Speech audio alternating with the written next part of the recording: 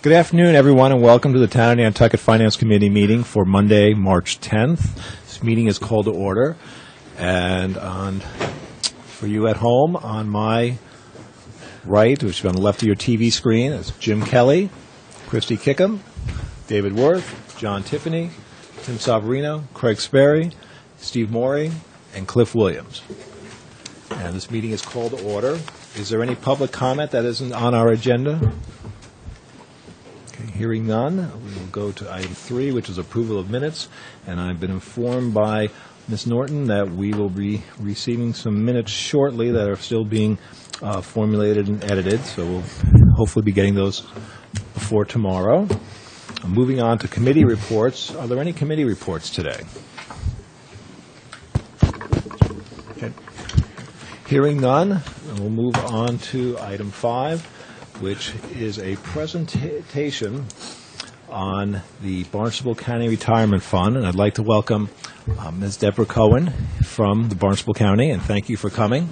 Ms. Cohen was here back in February and did a presentation to the Board of Selectmen, which is quite informative, and she was gracious enough to come back and give us an overview and answer any questions. And would you like to start with a little overview yourself? The only thing I'd ask, if you would mind going to one of the microphones on either side, because being that this is on television, people at home will want to hear this. I thought I was getting soft. Okay. Could you pass this down to Jim? Thank you. Could you pass this down? Great, thank you. Thank you very much for having me out. And I just thought I'd do kind of like a brief retirement kind of 101, what we're all about. That's super. Okay. There's 105 retirement boards in the state of Massachusetts, and we're all governed by Chapter 32 of Mass General Laws. Our oversight agency is PERAC, the Public Employee Retirement Administration Commission, and they're our supervisory agency. They provide audits of the systems and approvals of disability benefits. Prior to 1988, the retirement appropriations, we were on a pay-as-you-go plan, where the units would contribute into Barnstable County for the cost of paying out pension benefits. In 1988, the state required us to establish a funding schedule. The initial funding schedule was set to be fully funded by 2028. And then with the downturn in the economy in 2008, the funding schedule was extended out with the option of going to 2040, and the Barnstable County Retirement Board went to 2038 for the funding schedule. And the board is comprised of 5 members. Our chair is the county administrator for Barnstable County, since this is my ex officio chair. I have 2 elected members on the board. Those are elected by the active employees in the system and the retirees. And our elected members are Mark Foley, he's the chief for Eastham Fire Department. We have a retired member that was elected recently, Robert Rolante. He was a firefighter from Dennis. He sat on the board for 9 years. About 10, 15 years ago when he retired, he got stepped off the board, and he ran with the open position because Randy Sherman, who'd been on our board for 29 years, stepped down this year. So we have 2 elected members. We have another member is an appointee of the units. The units, when I talk of them, are all the towns and districts that comprise Barnstable County Retirement System. There are 51 units in the system, and they elect one of their own treasurers to sit on the board. So that would be Judy Sprague from the Com Fire District. She sits as the treasurer's position, and the last one is an appointee by the county commissioners, and that happens to be a county commissioner. That's Mary Pat Flynn. She's been on the board for probably about 8 years now. So what we do, their responsibility, they're fiduciaries for the fund. They at their monthly meetings, they approve disability benefits, any members' issues, retirees' issues, administrative issues, and their investments. Little brief understanding of contribution rates. Employees who started prior to 1975 contributed at a rate of 5%. I was saying earlier, I think there are very few 5%ers that are left that are still working. Most of those folks have already retired. There's 7% went in from 75 to 84, and then the 8% went into effect in 1984. 1996, they increased the contribution rate to 9%. And what I'm saying by percentages, it's percentage of their base pay. So new hires nowadays contribute 9% of their base pay on all of their pay, and then anything over 30,000 has an additional 2% withheld. So in a sense, the new hires are contributing 11% of their pay into the system. PARAC has done an analysis of the cost of benefits and how much we all contribute as employees towards our future benefit. And they have percentages on your chart there where they say age at hire is 25. If you have a 25-year-old and when they retired at age of 55, they would in a sense contribute at 115% of their total benefit. So they more than paid for their own benefit. And one way to think about it in my logic is if those dollars over those 25 years or so, 30 years that they had worked had been invested, privately invested over the years, that pool of money would have been equal to or more than what it costs for us to pay their pension benefit for their lifetime. So the new hires that have come in nowadays are paying way more than what they've ever going to collect back on their pension check. So it funds itself in that way. And you have to also remember municipal employees don't contribute to Social Security. So when we retire, this is the benefit that you're going to live off of. There is no Social Security benefit. I had my quarters in, for example, before I came to the system in 1984. Had the minimal amount. I used to get those statements when they would mail it to our homes, and it said I would get $260 a month when I retired. But because I'm going to collect a check from the system, I'll only get 40% of that number. So that's what my Social Security benefit would be because of the offsets. Depending on how many years you have in Social Security, you offset. Somebody might collect a little bit more than the 40% minimum amount, but there are restrictions on that. As I said, we represent all of the Cape and Nantucket, town of Nantucket County. We've got the Regional Transportation Authority and the Housing Authority are also in Nantucket are part of the system. We have 5,400 active members. Those are people who are employed and having contributions withheld. And we have 2,800 retirees out of the system. Just to give you an idea, 2,800 retirees on a monthly basis, our payroll is about $5.3 million that goes back out into the system. So those retirees, most of them live still in the community or in Massachusetts. They're paying taxes, they're shopping at our stores, they're putting money right back into the system again. I spoke before about, at the last meeting, there was a question about what the average benefit is. And for the total retirement, Barnstable County average annual benefit is about $21,000. 62% of the Barnstable County retirees receive less than $21,000 annually. And the group ones that are retiring today have funded at least 80% of their lifetime benefit. So, and then I broke it down specifically. Town of Nantucket, you have 146 retirees in part of Barnstable County. Their average benefit is $23,887. It's a little bit higher. And then there was a question regarding the median benefit, and I looked that up. The median benefit would be, of all your 146, is $17,296. So it's even lower than the average. So there aren't these people aren't receiving a high benefit. And out of that, that's gross. Out of that, it's subject to federal tax, their benefit is. It's not subject to state tax as long as they're residing in Massachusetts. And they also have their health insurance deductions that will come out of that check. So to be eligible for benefits, currently for people that are in the system prior to April 2012, you had to be 55 and have at least 10 years of service, or if you have at least 20 years, you could retire at any age. I qualified by prior to April 2012 because there was pension reform that was put into place. New hires that come in now have to be age 60 is the earliest they can retire.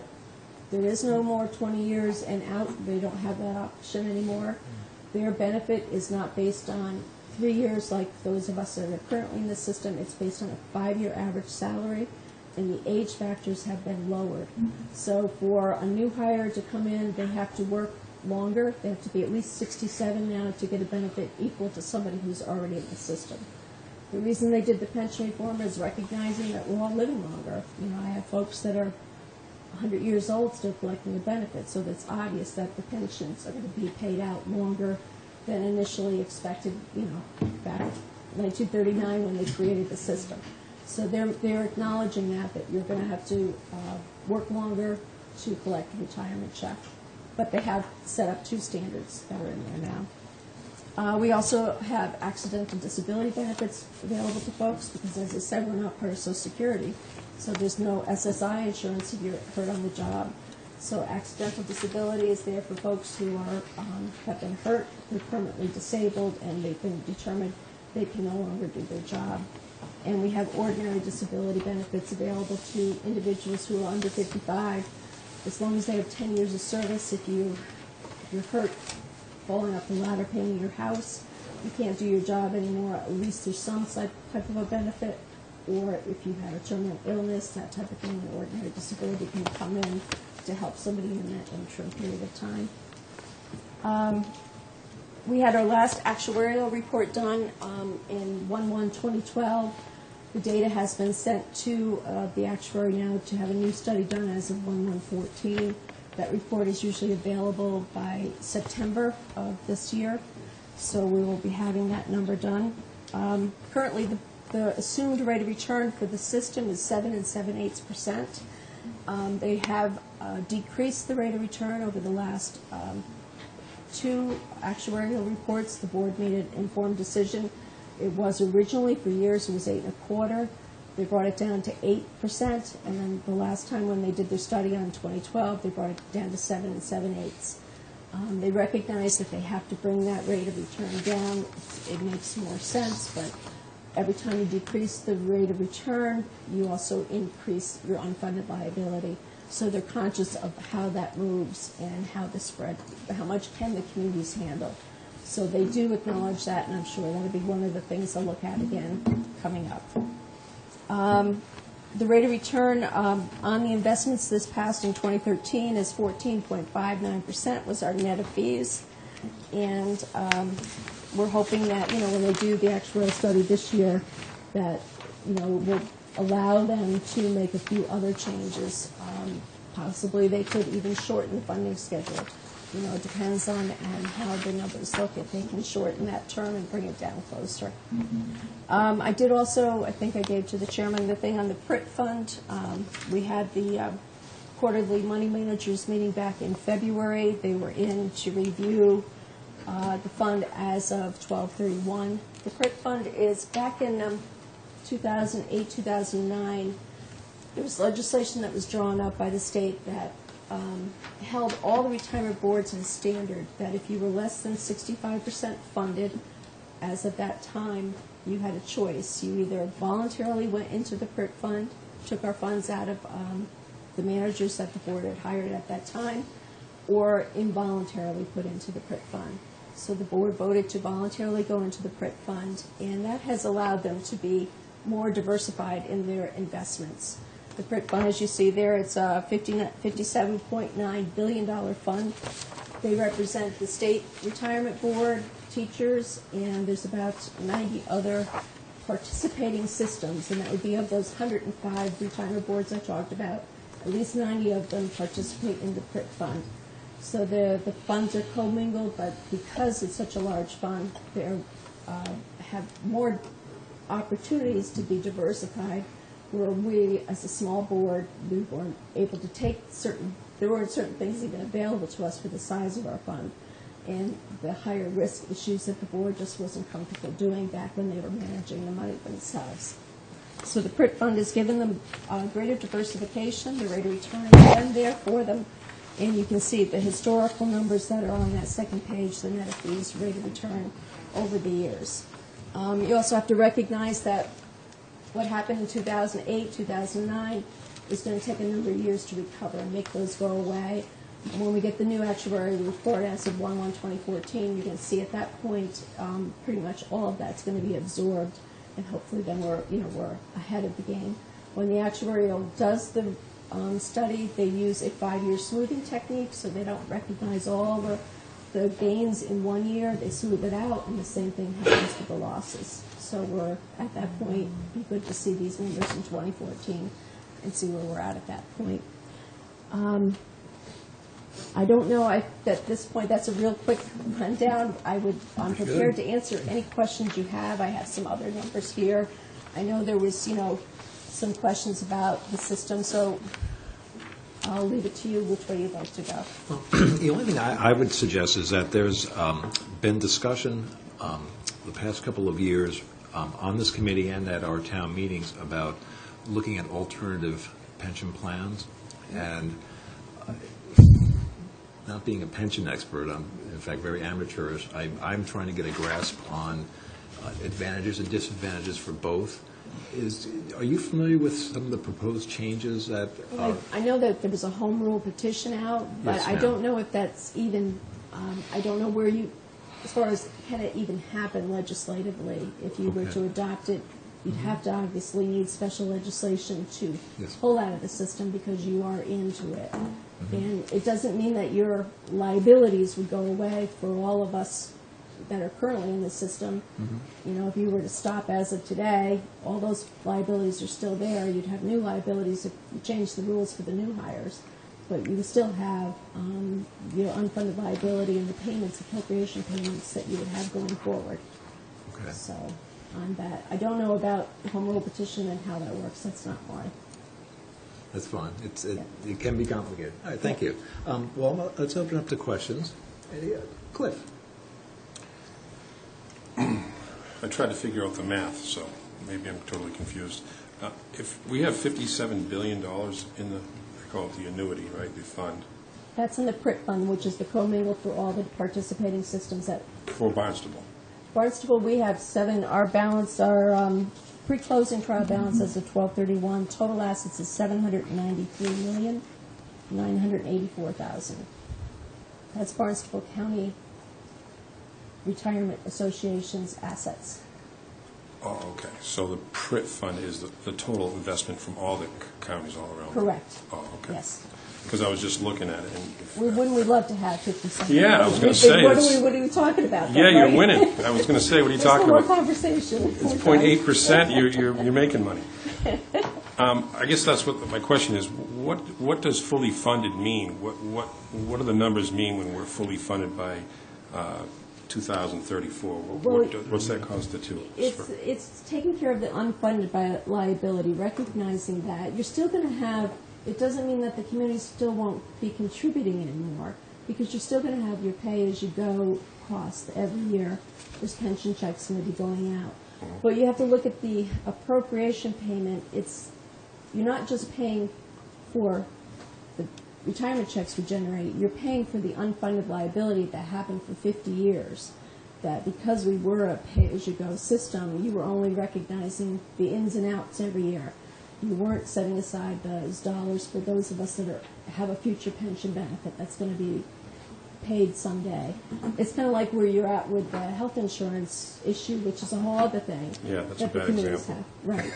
And that is an unfunded liability that hasn't been recognized at all. This one, back in 1988, they said we have to do something. We have to get on a funding schedule. We have to start setting money aside. It goes up and down. We had, back before 2008, there were some retirement boards that were close to being nearly fully funded. It's hard to compare retirement boards to each other because the demographics are different, their ages, all those things that go into play. You could have, the units are, some of these retirement boards are very small. It's kind of unfair you can't compare them to each other. There are about 11 county systems in the state, and then you have individual towns, such like the town of Falmouth is, when this was created back in the 30s and 40s, town of Falmouth did not join Barnstable County. They're their own board. So, but then Nantucket joined, I forget what year it was it in the 40s? I think I sent a copy of that along when you came into the retirement system. Okay. Thank you. Questions, right? Correct? Then John. Thank you for being here today. Sure. A follow-up on Cliff's question. So if a new employee starts with the town, Are they responsible for the unfunded liabilities that are on the books? I mean, I'm as sorry, part I of, don't follow your question. well, part of what you presented here is if a new employee contributes 9% of their salary, Okay. that funds their pension through their, if they stay till, When you to figure their receive it. total contributions, you think that those dollars have been invested in the system, they're earning, let's put it in a perfect world, let's pick a number, it's earned 7% over their career of 30-some years. Right. You do the math on that, they're contributing, you have a $50,000 salary, he contributes 9%, he's contributing 45 plus the 2%, maybe $5,000 a year over 32 years if you go to maximum benefit. How much is that value of those dollars? That's what they're doing when they do that percentage of how much we contribute. Sure. Nobody knows how long you're going to live, obviously. You have somebody who, as I would say, maximized their benefit and they live into their 90s and they've maximized their benefit. Sure. But your new hires now, if those dollars are invested, that pool of money. I have folks that are retiring now that have been in the system 25 years or 30 years. Their total accumulated deductions are over $200,000 or more. My fund is way over that. Sure. So, when you think about it, if my dollars have been invested all those years, what would that true value of those dollars be? And how long am I going to collect a retirement check? I guess my question is, are those new employees responsible for the unfunded liabilities that were already The there? employer is responsible for Right. the unfunded liability. Right. The employer, the community is. Okay. The taxpayers, yes. Good, thank you. But it's less expensive than Social Security. John? And speak in the microphone, please. Don't compare anything with Social Security, having paid into it for 40-some years.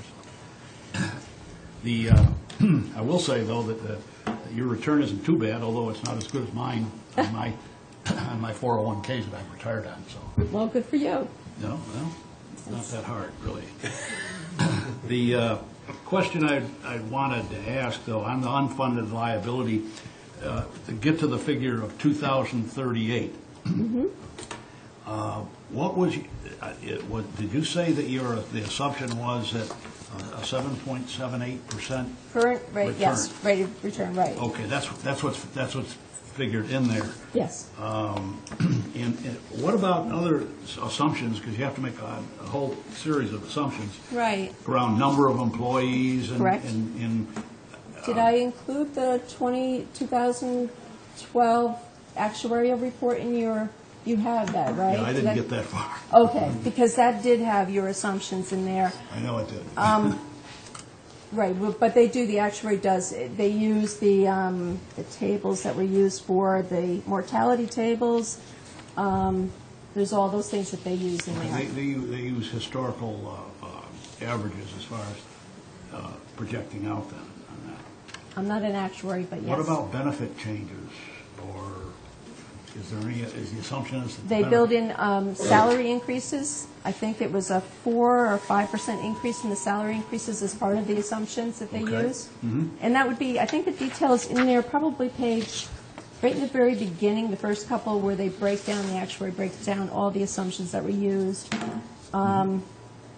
It talks about the employee mortality table they use, the RP 2000, and they project Okay. 10 years. So all that's in there, yep. Yep. Okay. We also, the last appropriation, the board, the state legislation allows us to give COLA increases to the retirees, and the COLA has been figured on, historically it was on the $12,000 of benefit, meaning up to a maximum of $12,000 could they get a 3% cost of living increase. If the pension check is $20,000 a year, if you're only getting a COLA on the first $12,000. So over many years, 3-4 years, we built into the funding schedule to give increases, $1,000 increments to the cost of living increase for the retirees. So it went to $13,000 one year, $14,000 this past July 2013, and went up to the cap of $15,000. So they get 3% on $15,000 is what the retirees get. So that is built into the appropriation.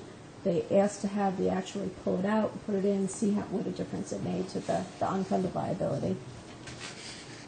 Okay. David? Thank you very much for being here. A bunch of questions, if I may, but just starting with the COLA, since that's what you just talked about. Who sets, I know the legislation allows, but who sets the cost of living adjustment increase, and is it annual? It's an annual, it's actually on the next board meeting. They annually look at that. They can go up to a maximum of 3% increase. It's either the CPI or up to the maximum of 3%. CPI was lower than 3% this year. I can't remember what it was. 1 point something, right? 1.8 or something. And so the board will be looking at that at their meeting in March, next Tuesday, actually. It's my next board meeting. So they'll make a vote on that if they're going to do the 3%.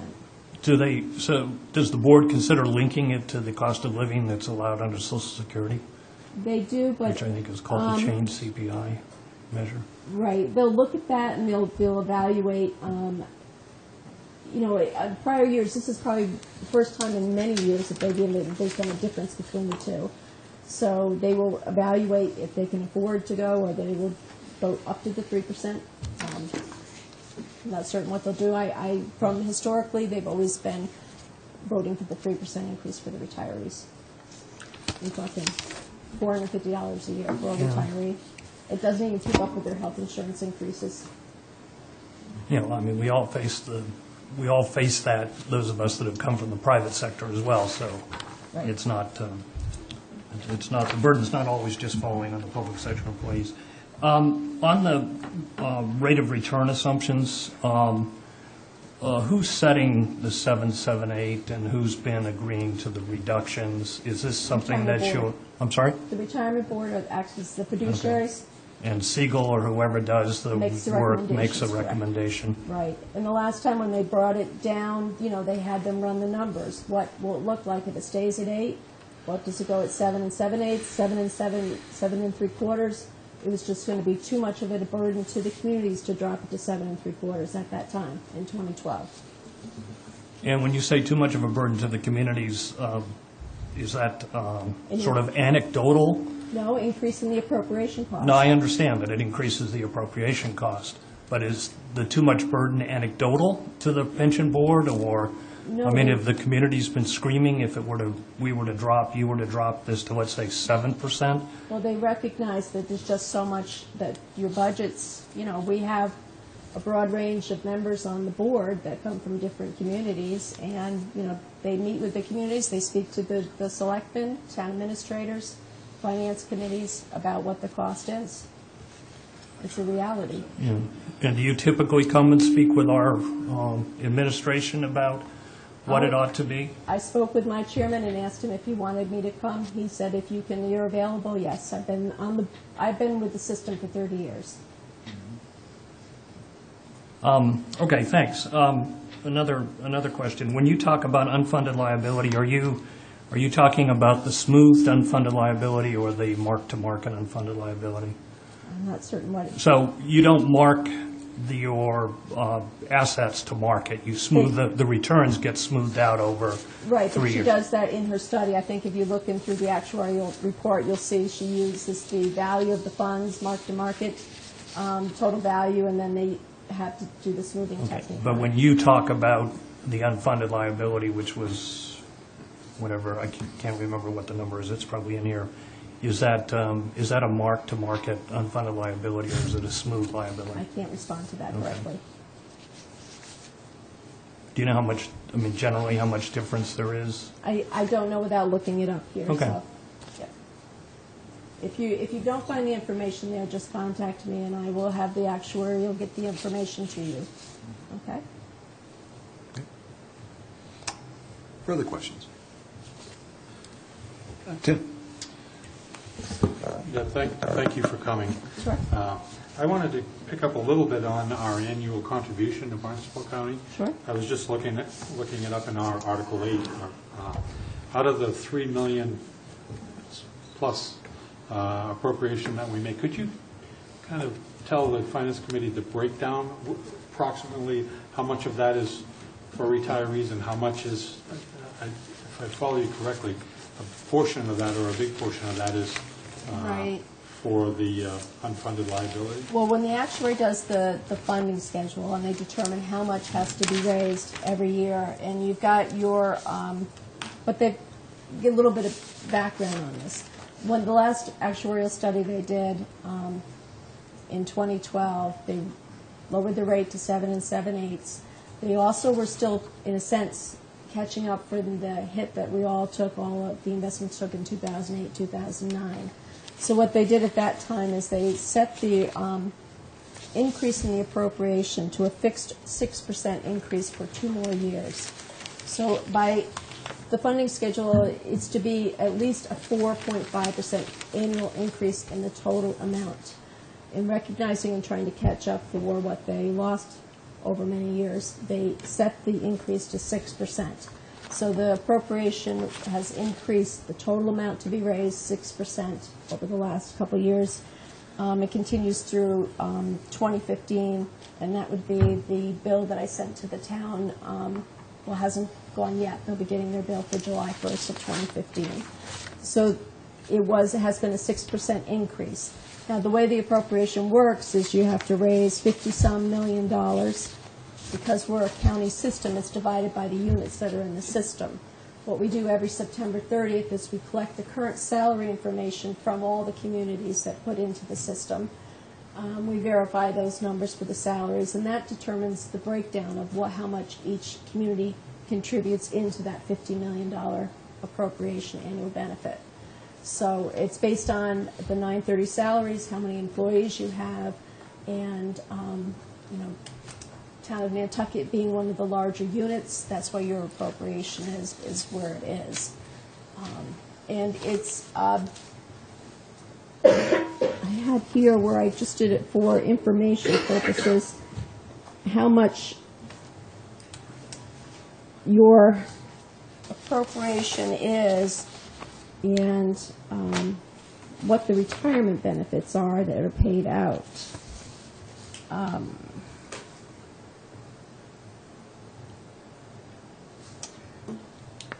What I've got here is the annual contributions from your active employees. If I just carved out Nantucket, for instance, those active members put $2.3 million of their own dollars into the system. The FY14 appropriation for the Town of Nantucket paid out $4.6 million.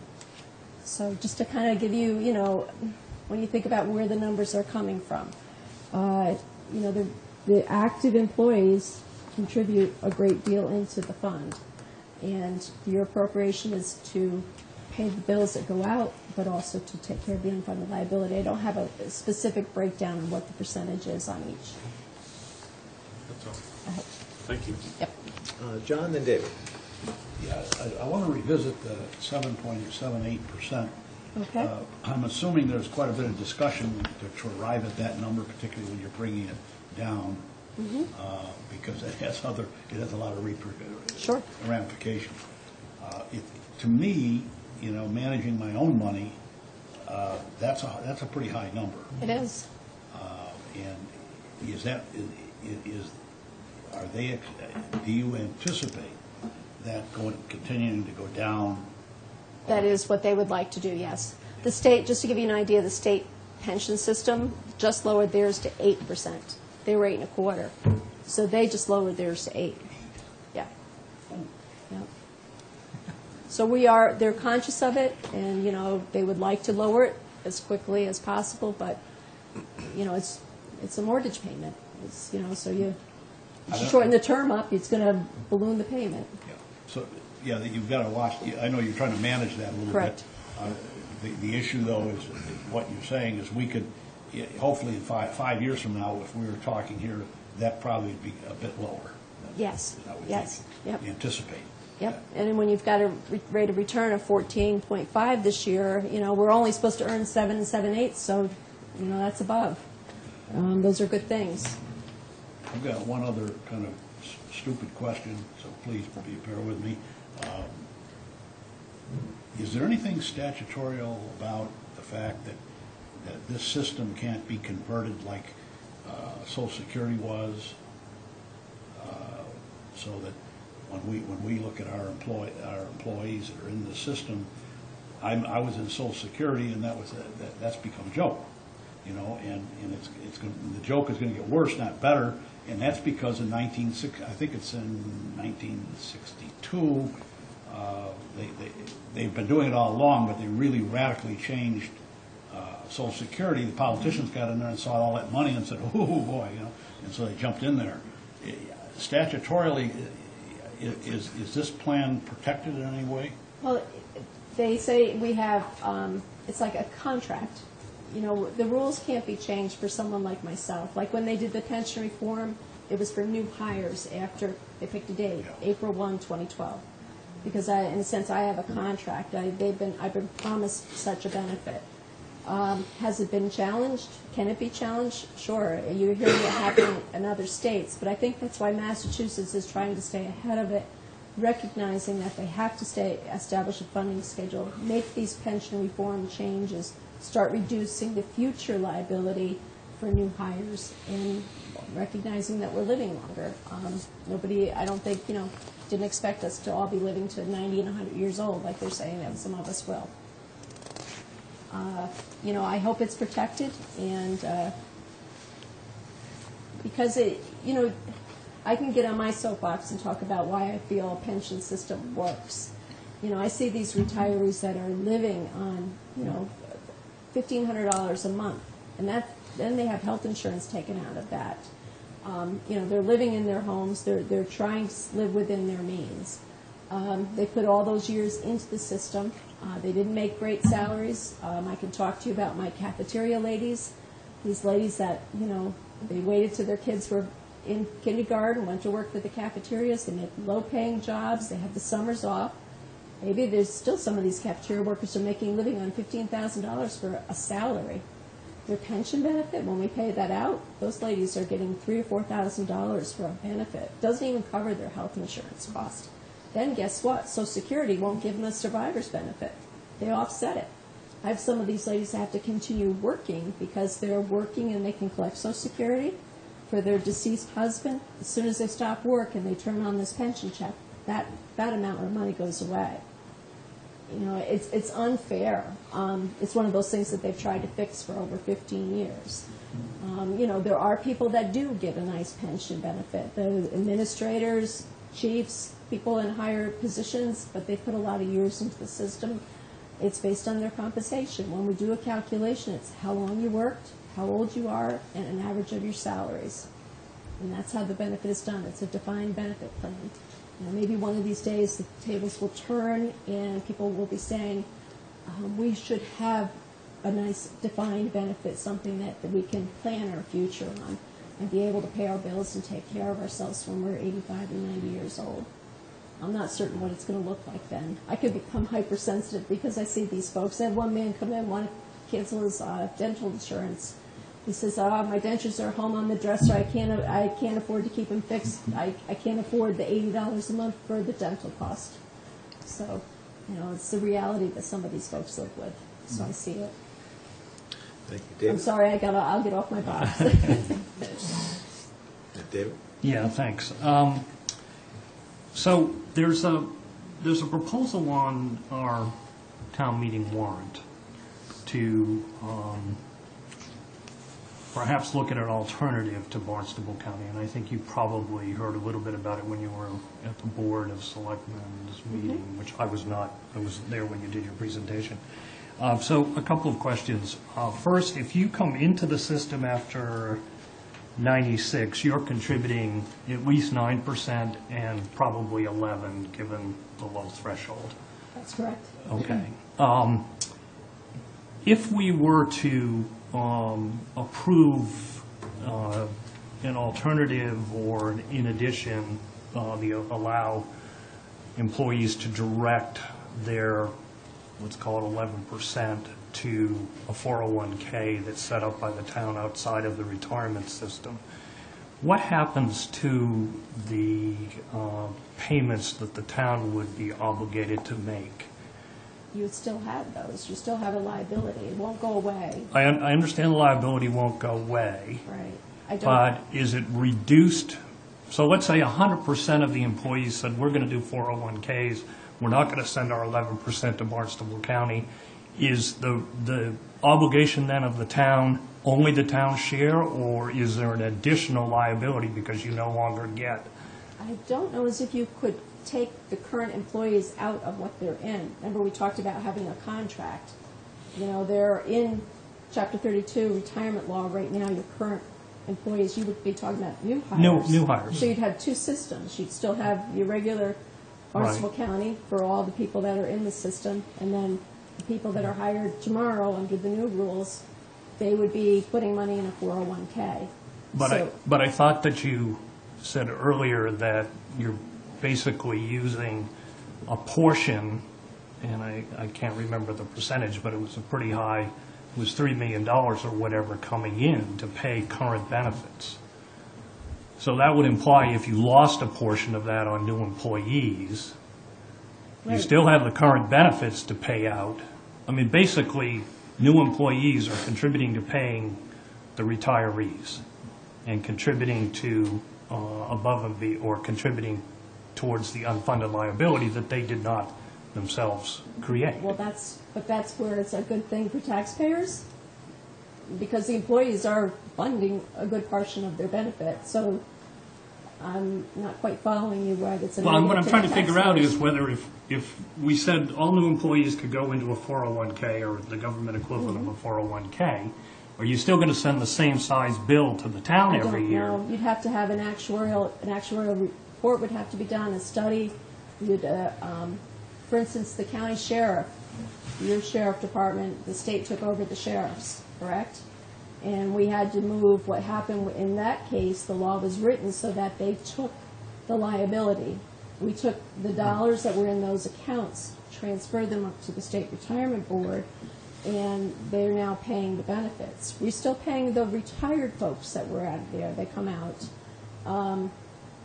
The county of Barnstable has to make an appropriation of over $1 million a year that will continue for, I don't know, if it goes Yeah, out to pay that 2038. obligation, sure. Right. Their portion of it still, that comes into the system. For instance, the county of Nantucket was such a small one, they chose to pay it off. The portion for the unfunded liability was paid off. How do we get a read on this? I mean, it seems to me that You're going this, to have to hire an actuary, I guess. I'm not the person to ask about that. You came to explain the system, I can do that. How you would undo the system, it's beyond my expertise. And if you can undo the system, I don't know. I don't think we're talking about undoing the system. I think we're talking, the proposal was to perhaps offer an alternative in addition to the system. But I don't know legally, I guess my question back to you is, has anybody asked that question? Can you do it legislatively? I don't know. So you'd have to have special legislation to do that. And if it can be done, Okay. And what will your costs be? I guess that would be part of what you'd have to also Sure. analyze at that time. Further questions? Great. I guess, pardon me, tagging on to what David said, regarding that, if the current unfunded liabilities are to be paid off by 2038, and assuming a new employee is not on the hook for helping to pay those off, it's what's in the system already, and it's to be paid off by 2038, which I think is a laudable goal, and I think that should happen. But I have to tell you, I'm concerned, because I'm looking at the past history of Barnstable County retirement system, and to me, when out of the 105 pension boards, if you look on the ranking, you're right down there next to last. And if you look at the rankings done by the Pioneer Institute, they put out report cards for all the pension boards. I'm assuming you're familiar Oh, yeah. with your report Well, card. yeah. So for 2010, Great source. 2010 it was a D, 2011 it was an F, 2012 was a D. So allay my fears that based on past performance, I'm nervous, but I want to be convinced that you're going to reach that 2038 goal of funding these unfunded liabilities. I'm not the retirement board. If you wanted to sit down and ask the board, I mean, they're now into the PRIT fund. So the investment decisions are made by Pension Reserve Investment Trust Fund. You see the brief summary I gave you of their investments and where they are diversified. They have a large group of investment committee. They're well represented. They have a responsibility not only to Barnstable County, but to many retirees and taxpayers in the state of Massachusetts. Will they meet their goals? We certainly hope so. Past experience, I would say that when the board was doing their own management, I guess my opinion and review of it and seeing it, sitting with them, is that they were more conservative because they took their fiduciary responsibilities so seriously that you can't, especially when you're in a smaller fund, if you have $300 million, what type of investments are available to you? You know, can you be in timber? Can you be in natural resources? Can you be in things that are higher risk? Do they want to take that high risk? You know, they had an opportunity for many years to do what a segmentation from the PRIP fund where they were in private investments. You know, they would dedicate $1 million or $2 million to go into that PRIP separate little sleeve of private equity to enhance their rate of return. I mean, they used the best tools that they had. They were conscious of what their what their earnings are. Historically, they were rate on or assumed rate of return or a little bit higher. You know, it goes up and down. And you also have to look at the demographics. You can't measure retirement boards against each other. It's just not. It's apples and oranges. There are more details in those numbers than just putting us all on the line and saying where folks are on the spectrum of the percentage of fully vested or not. So it's just not quite as clear as just looking at the Pioneer Institute sheet. Thank you. Further questions? Another? Oh, go ahead. In talking about this, paying down the unfunded liabilities, you know, we've seen them grow. In Nantucket's portion, in 2007 it was 31 million, 2009 it was 45 million, 2010 46, 2011 51, 2012 52, and then 2013 53. So you're seeing this upward graph. When does that turn around and start coming Well, down? as I said, when they did the study, that then in 2008 and 9 they were out. 2009 they were at that actuarial study they did 10% increases for the next 3 years because they were trying to recover from what happened in 2008. So they established on the funding schedule we're going to do 10% increases across the board. And then they had the next actuarial report done in 2010. They do it every 2 years, but because they had such a downturn, they wanted to be assertive and proactive about it. Let's look at the numbers. How are things improving? At that time, what they did, they assumed a 6% increase in 2010 over the next 3 years. So now we're coming to 2012. They kept it the 6% for another 2, and now we're 2014. We'll see if we'll be at the 4.5% rate, increase that will normally be happening. Hopefully so. Cliff? I was wondering how Craig came up with the grading. If we've been in the PRIP fund for so many years now, why are we still graded at? 2009, we went in. Yeah. So why would we still? Well, I have don't know what the parameters were. Would they go over lifetime? I don't know the title on that chart. Was it lifetime? Was it the last 10 years? I mean, you know how those things work. You can see it right here. If you do it over 3, 5, 10 years, your rate of return, you see what your return is. The farther out you get, It was more detailed. They explained it. Right. I just gave the... I had another question. Sure, go So ahead. the highest paid pension right now in the Barnstable retirement is $86,794, basically. From the actual report, I think could be, that was in 2012. There could be a few more that are higher than that, but All right. that was the data. So when the 2012, they used the data as of 12/31/2011. So right now, when they're doing the 2014, it would be my data from 12/31/13 that they'll be using. Yep. Okay. Further questions? Craig? couple more. So with the evaluation done on 1/1/2014, in January of this year. When are the results expected? In the fall. In the fall. Thank you. And I guess my final question would be, and it's going back to what David brought up, with the new employee, if there's this other alternative, if there's a 401K offered, let's say, and it goes through the process and the state says, okay, the concern I have is that a new employee that comes to work and they want to go to Barnstable, when they do their 9 or 11% contribution, that's going to be enough to fund their pension by the time they reach the end of their career, that they'll be able to enjoy what's coming to them.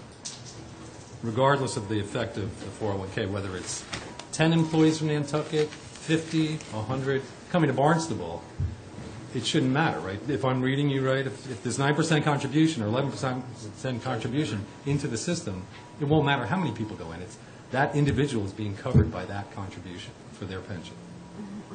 I guess I'm I not don't think quite it is, following Craig. Hold on. No. I wasn't quite following your train of thought where you were going with that. Are you saying a new hire that comes in now, right, depending on if they were using how many years that they worked, how old they were at the time, that was just a sampling of, if you were 25 when you were hired and you retire at 55, they figured it'd be 15%, 115% of they funded their benefit. I don't have the details of where, if they assume you live 20 years and collect a pension check or 10. I guess the point I'm getting at is that by doing so, by having those contributions fund their pension, we're not going to be having these unfunded liabilities come up that we've had in the past. That this system now, we should have the confidence that the amount being contributed is going to cover their pension without having when we catch up unfunded. for 50 years of unfunding, right, when we catch up, right. So you got a, mortgage that is, interest-only mortgage for 50 years. Right. And now you're making principal payments down on it, is what we're essentially doing. Well, and we know that unfunded liability, it's the town's responsibility. We're paying that one way or the other. That's getting paid. Right. So I'm more concerned with these new hires, that the new hires, when they come in, that their contribution is covering their pension, regardless of any of the unfunded stuff. Right. Just for themselves alone, those contributions in the Barnstable system are going to be enough to fund their pension when it comes time for them to receive their pension. Okay. So, I can't make a comment on that. I mean, we're basing this as PARAC has done a study, which would be their actuarial department had provided those numbers. I'm not an actuary. This is what they estimate it would be.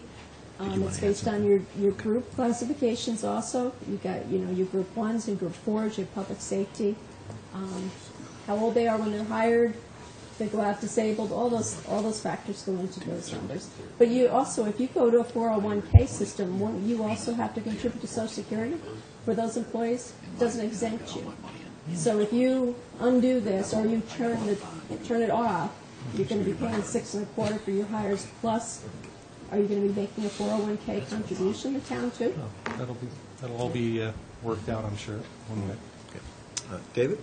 Yeah, I think, Craig, if you don't make the contribution, into the Barnstable County, I mean, you're either in it or you're not in it. And I Right. would assume if you were allowed to redirect your personal portion, the 11%, that you'd get the corresponding offset in terms of your benefit from the county, because they're not accumulating, they don't have the benefit of your 11% a year to invest. Right. So what you're saying, Mr. Chairman, through you to Please. Dave, if I understand you, Dave, what you're saying, the people who, if you do have it set up that 401Ks are available, the employees that contribute to a 401K obviously have nothing to do with Barnstable. They're relying on that 401K as their retirement. Yeah, they would have to be totally out of the system. Correct. I assume. That's my assumption. Yeah. And Social Security then. Right? And then you'd have 401K, Social Security. Okay, I'm sorry, say that again, that's what I'm picking up. If the 401K and Social Security. Yeah. You'd have to, right. You're required by law. Okay, thank you. Right, like your part-time folks that aren't eligible to join the system because you have to work at least 25 hours to be part of the system, they go into, you're allowed at least to do OBRA for them, which is, as far as I understand, that's really of no cost to the employer. Is that correct? Am I right in speaking, finance department? You don't contribute to OBRA. It's just their OBRA. Right. So there's just the over contributions that they do, but they're not. So something has to come out of their pay. So they have to be enrolled in something. So that goes into the over account. And I think that's like 6.25%. Yeah, and, Yep. and just, how long do you have to be in the system before you can draw on a benefit? Before 2012, 10 years, at least 10 years in the system. But know that it goes back to those three basics: how old you are, how long you worked, and your average salaries. So if you only have 10 years in the system and you're 55, that pension benefit, it's the age factor is very low. It's a very small percentage of through your average salary you will collect. So you're 35 years old. How long would you have to work before you see a benefit? To get what we call the 80% maximum benefit, it's a combination of 65 and 32 years of service. That's when you get to the max 80. Okay, so Percent. either 62 or 65, if I've got following your math correctly. And so if I work 10 years for the town and I decide to take a job somewhere else in the private sector, I walk away with nothing from the contributions that I've made. My 11% a year is, No, if Get it back. you would be eligible if you're 55. You could walk away. You could be 35. so I have to wait till I'm have 55 and I would get, correct. some you could leave your benefit. money in and do a deferred benefit. You would then collect a retirement check. Yes. and if I work 7 years, same deal. At what point? 7 years, you get a refund. You can roll your money over. You can roll it out to a qualified plan, or take a refund. If you take a refund, we have to take 20% off the top, because those folks aren't paying taxes on those deductions when they're withheld. You can't roll them into a qualified You plan? can roll it. It's a choice, and we encourage folks to roll it. No. And does Yes. that include the town's contribution? No, no. Okay, so No, it's it's just their your own personal dollars. contribution? No, it's their own dollars. Okay, great, thanks.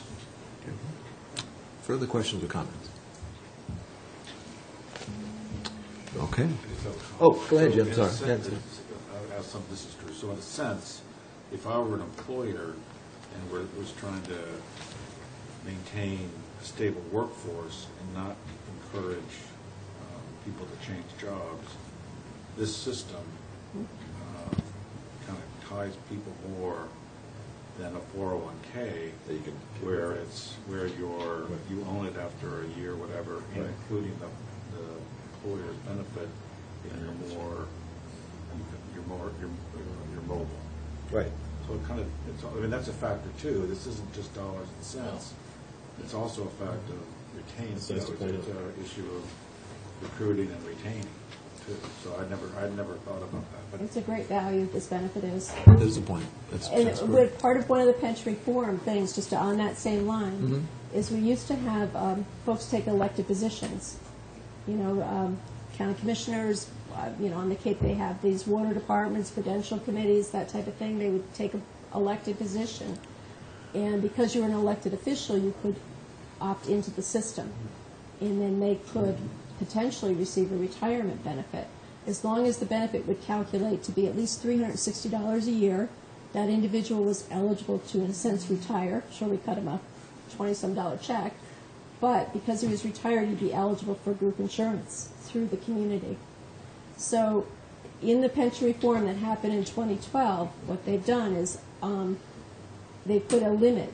All compensation, anybody who makes less than $5,000 is not eligible for any creditable service. So in a sense, you had those elected officials that most of them on the Cape are all of them are under 5,000. The only elected officials that make more than that are the town council for town of Barnstable and the county commissioners take over. So all these other elected officials now at this point are no longer earning any creditable service.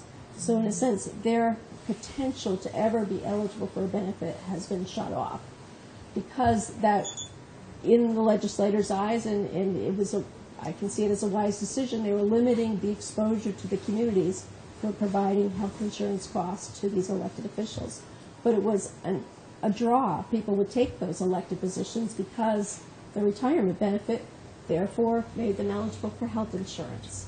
So they recognized that, but there was a kind of a negative reason for being in the system, But it is a retention to individuals to come from another state to be we have a lot of fire chiefs and police chiefs that are retiring on the Cape. So they've hired a couple from out of state. It could be a draw because you've got a defined benefit plan here. Okay. David? Just the other, through you to Jim, the other side of this, though, is job lock, which is that you get locked into a job for 30 years. And oftentimes without a, yeah. Goes both ways? It goes both ways. Right. It's not a, Right. Well, if you get another municipal position in the state of Massachusetts, we transfer your account. All your service goes with you.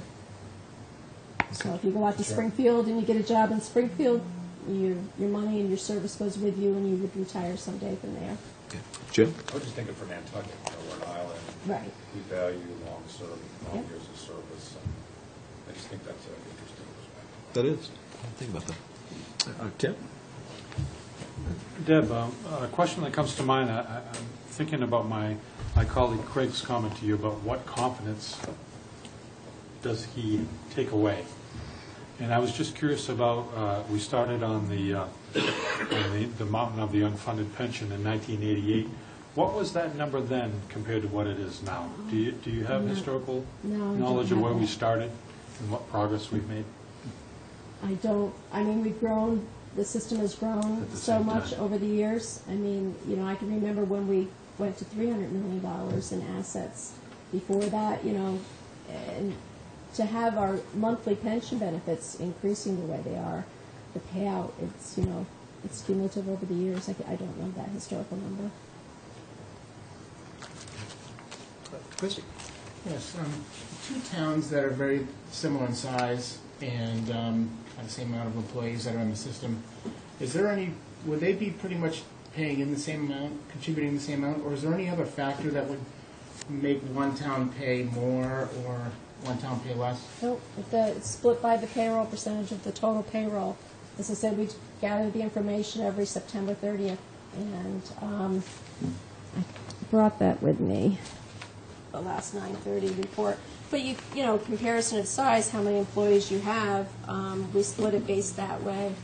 So, let's see if I can find it. It's my way.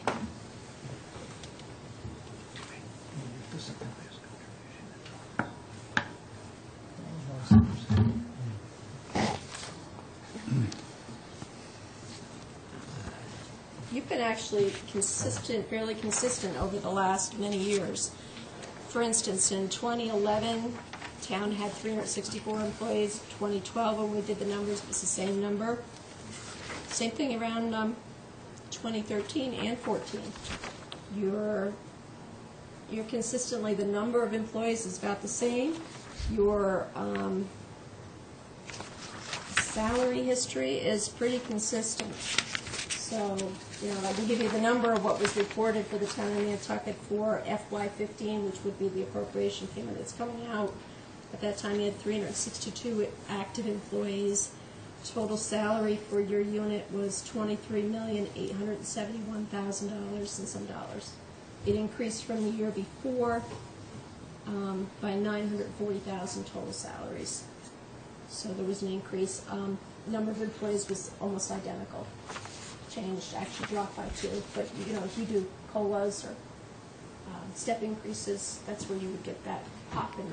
That's that 900,000 increase you're talking about? Would be what I would say it would be. That's not unusual to see. I'm trying to look quickly to see if there's another unit around the same size.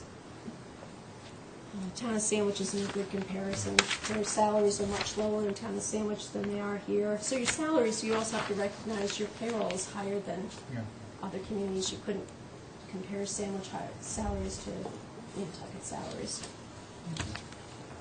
All right, very good. Yes.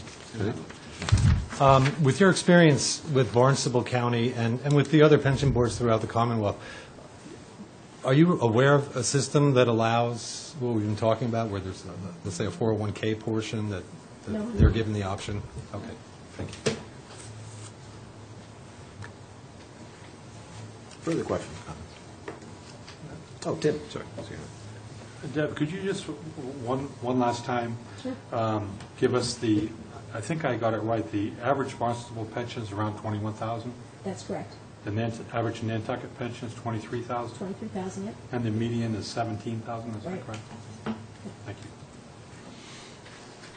you. Any other questions? Or any questions from the audience? David? One final, any way that somebody from Nantucket could end up being appointed to the board?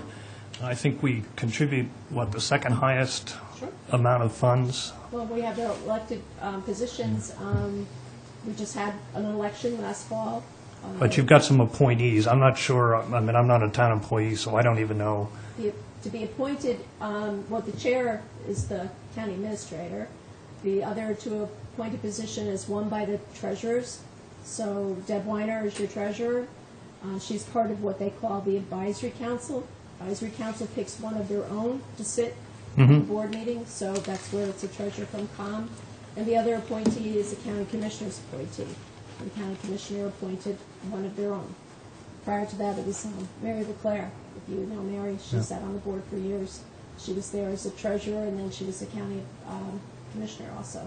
So there are two Barnstable County commissioners on the board No. of the three? The- I thought you said the chairman was a He's Barnstable not a County commissioner, he's the county administrator. administrator, okay. Right, he's not a commissioner.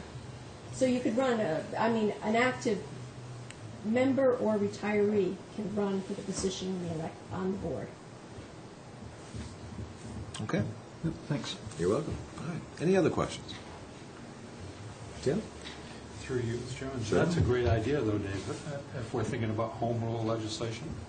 One thought might be to ask the legislature to think about expanding the board, because we are a number 2 contributor to this. I mean, you probably have to do more than one, but I don't think that idea's ever been floated before, but that's one I think I could get behind. Okay. So noted. All right. All right. Hearing no other questions, again, I'd like to thank you very much for coming. Very informative. And keep up the good work. You're very welcome, thank you. Thank you. And safe trip back. Okay. All righty. And going back to our agenda, and we'll go ahead with number 7, which is the finalizing warrant article motions. Article 6 is on there. There was some question about that did not materialize, so we will not be taking up Article 6 again. But as for a motion, but there were some questions about the transfers from that the police department was requesting, and Chief Pittman is here to answer the questions on those specifics. Chief, I don't know if you want to say a few words. I guess the only thing I would say is that the way the warrant is right now is that after town meeting approves that, you will certainly have the opportunity, or even before the opportunity, of coming back and discussing a request from the reserve fund for the projects that you're talking about. Too. I don't have anything unless somebody has a question. Okay. All right. Well, any questions for Chief? Well, thank you for coming. Appreciate that. Any questions for Chief on what we talked about? So the David? plan would Yeah. be to do a reserve fund transfer? Well, at that request? that's what, in Article 6, if you remember, the operating salaries that was transferred was going to go to equipment, and the motion was made to instead go to equipment, go to the reserve fund, so that Chief Pittman and the police department have the opportunity to come back to us for that request at that time, or at any time, actually. So, and just, we'll get that on the agenda at an upcoming meeting. Okay. Is there there's a time issue, I suspect, on both of those, but is one, you have to do, should we be doing this next week or next month, or? Did you see his email? Yeah, I did see his email. So, it sounds like for liability reasons, you want to get the vest done, definitely, but also we want to do the traffic stuff as well. The traffic stuff, we're just meeting tomorrow with vendors who are going to show us different options. So we have to do an RFP process and all kinds of stuff. So we got time there. The vest issue, that is my letter explained. That was totally an oversight on our part, but one I think needs to get fixed. That one is, we'd probably have to, we've got bids on that, or quotes, and it came into a total of 30,000, so we probably have to go through an RFP on that also to get it done. So there's no real hurry because of the purchasing system, not because we don't have the need. Well, we'll be ready when you are. Okay. Tim? No? Chief, you can't buy the vests off state bid? That's possible, we may be able to. And I haven't gotten that far into it to see, but right now, like I said, the cost was just a few dollars under 30,000 total. Okay. Craig, did you have a question? Jim? No? Okay. Go ahead, please. Just a question, with the vest, does the department require every member of the police department to have a vest, or is it just the amount of people that's on shift? No, it's everybody. Just in case. And we don't require it, we provide it. Okay. They're custom fit. You can't take one from one person and have another person wear it. For one thing, you wouldn't want to wear it after somebody else has had it because of everything else. But they are custom fit to each individual, and the vests that we're talking about here are not the same type of vest.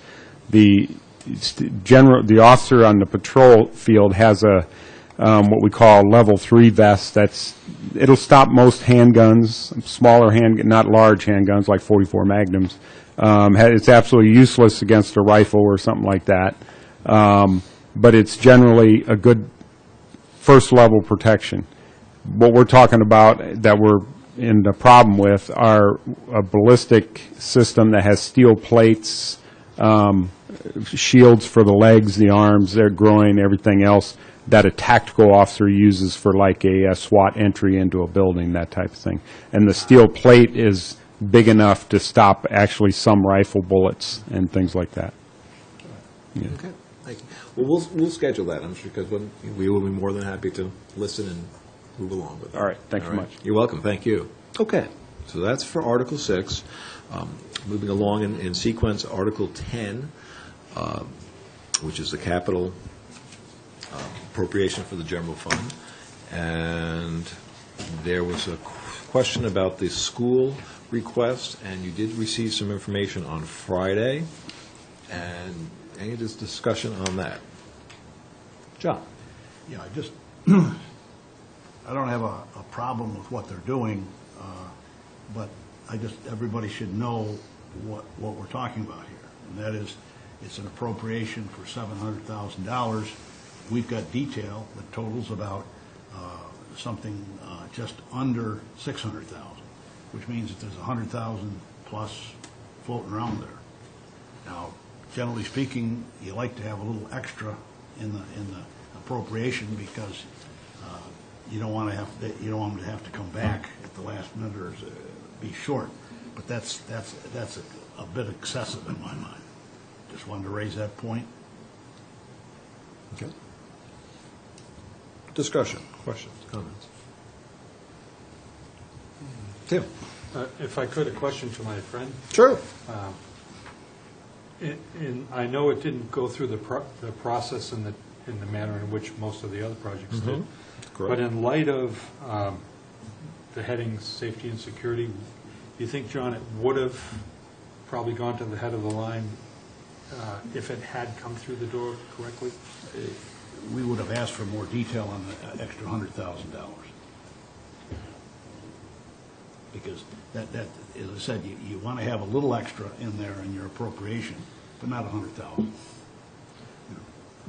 So the issue we'd say we'd really have if this was back in October, we'd have asked them to go back to the drawing board and give us more detail and justify the 700 when maybe it should have been 650 or something or 625 or something like that. You see what I'm saying?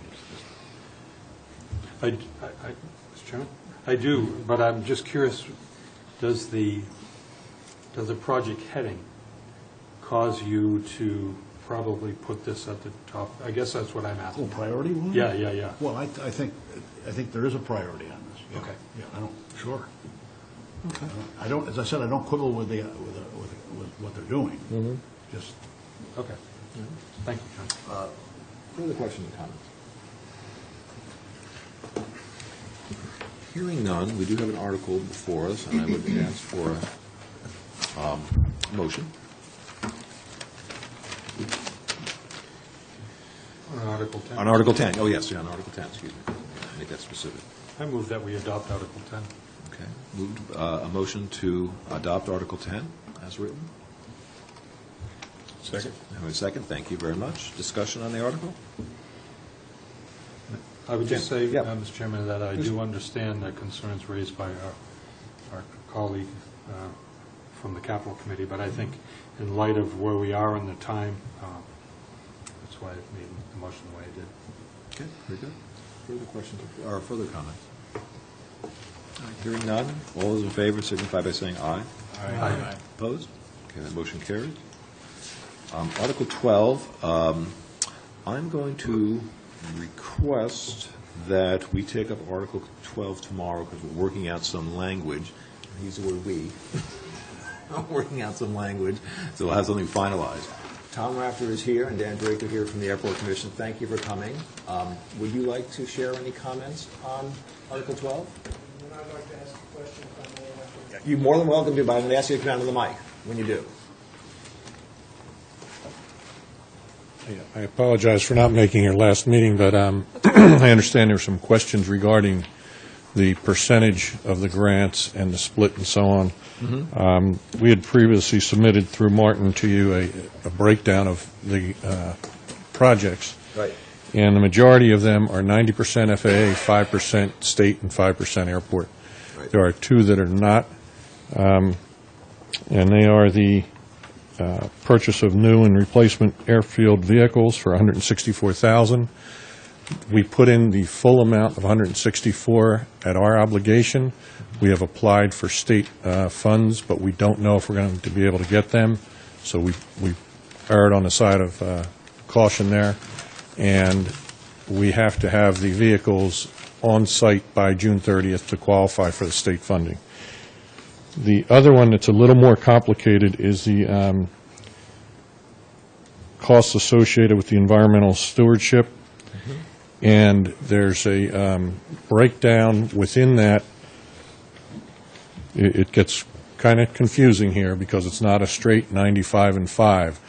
Inside there is a project that would be eligible for FAA funding, and that would be for the environmental assessment, environmental impact review. The total cost of that would be $450. Our share would be $22,500.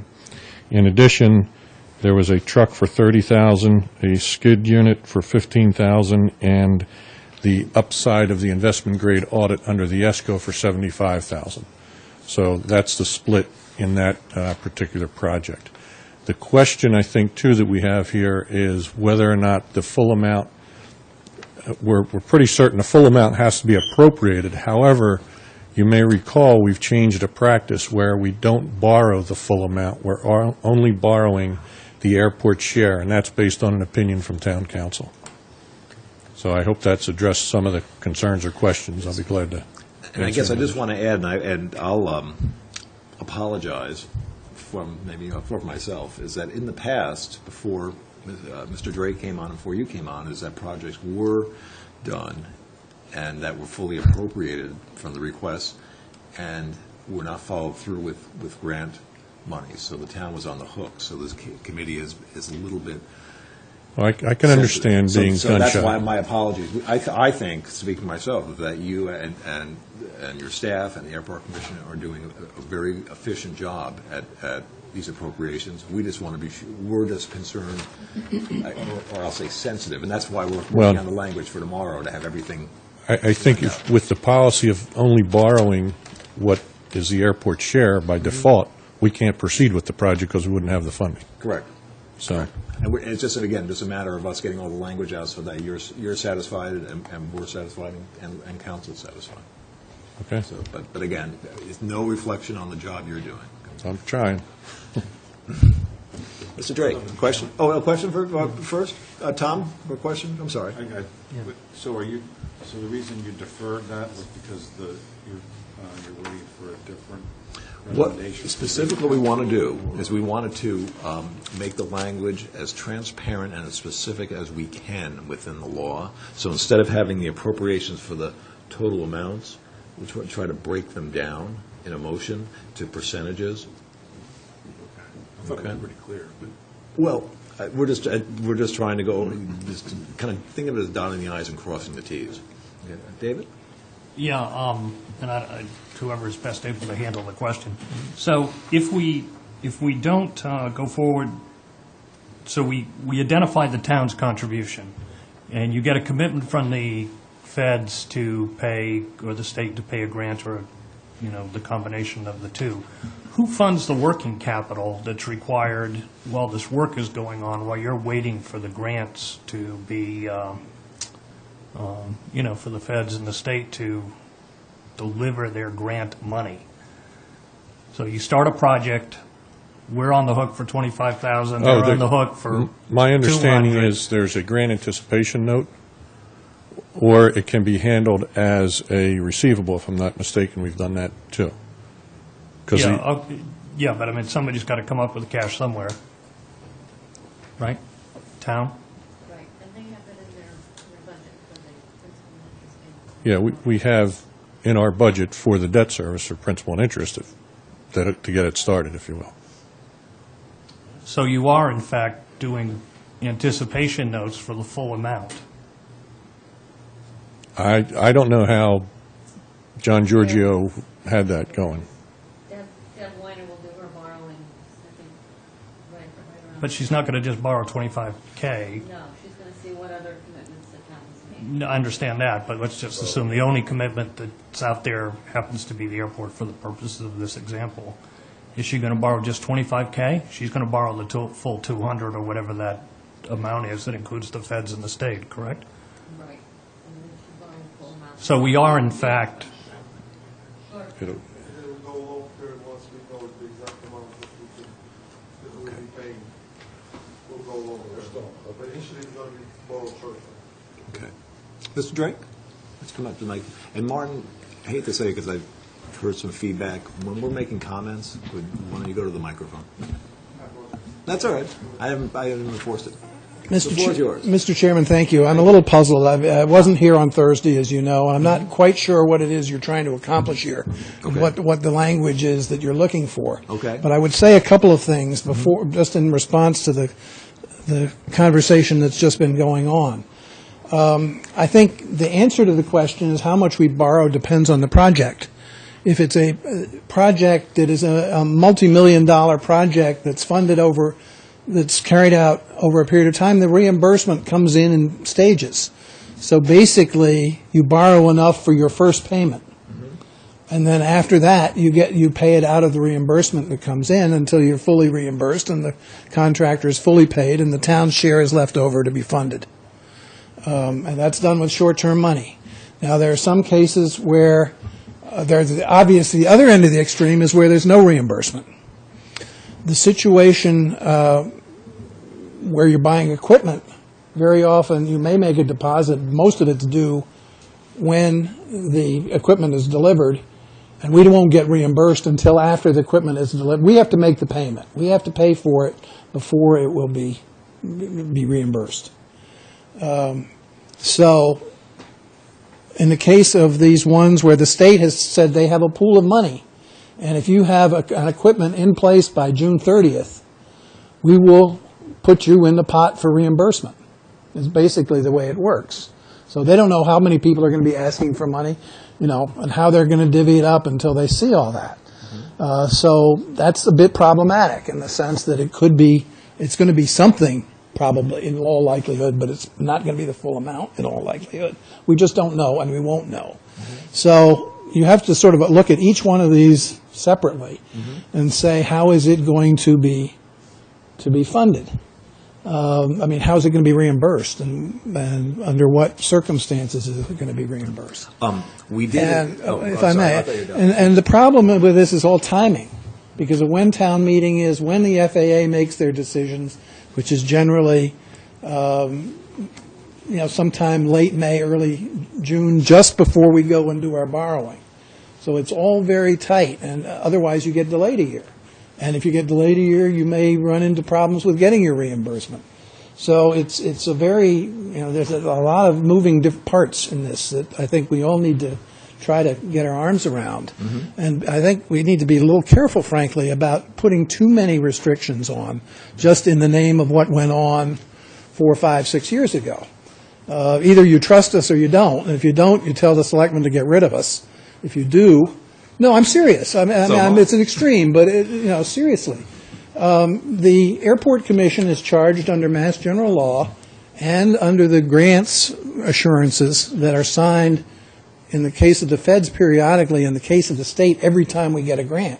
These grant assurances last for 20 years, and they very clearly define the role of the town and the airport in managing the airport's affairs. I frankly am concerned if you start putting restrictions on these grants without the approval of the Airport Commission, and I'm not trying to be territorial here, I'm just from the standpoint of the law, I'm concerned that we may trip over ourselves. We do have a meeting tomorrow night, but that's after your meeting tomorrow. We've gotten caught up in a time situation here. So I think we all want to cooperate and make this thing work. But on the other hand, I think we have to be, as I say, we don't try to micromanage it or get to the point where we're tripping over ourselves. I don't think the hold on. I don't think the intention. Excuse me? Am I missing something? Be quiet. Right now. I don't think it's the intention of the committee to step over on anyone's toes. What we are looking for is for the voter to have clarity on these projects, whether it comes in the motion or whether it comes in the comment. And the questions were brought up at Thursday's meeting for the total amounts of the projects, irrespective of what the FAA or what grants were going to be covered. And the concern is that in light of the airport's recent financial history of these going to the voters. So our goal, or our goal, was to go ahead and try to spell these out without putting restrictions on for any of the projects at all. It's just to give the voter a better understanding of, and also the committee, a better understanding of what the projects could be paid for on that. And so no one is, at least we have not taken a motion on to curb any of these projects at all. It's just to get the numbers specifically spelled out, which is under our purview. And I guess I'll take a comment from Jim on that, and I don't know if John wants, and David, then that. Go ahead. Well, first a comment, then a question through you, Mr. Chairman, to our representative of the Capital Program Committee. Okay. What I heard, and maybe I misunderstood, is that one of these projects is we're applying for some funding, and we're not sure how much we're going to get, but we got to get it into a pot. We got to get it on. We have to get the piece here. And so my question, that creates a lot of questions in my mind when I hear that kind of a process, when the funding isn't really well-defined, it sounds like. So my question through you, Mr. Chairman, to John, is the program, or Capital Review Committee, which is, I think John said last week, reports to us, did they review these with the rigor that would come from the funding coming from the town versus the FAA? John? In other words, are they making the recommendations for these regardless of the funding source? Yeah, I think Tom came back twice. Yeah, I mean, we don't distinguish between any particular department.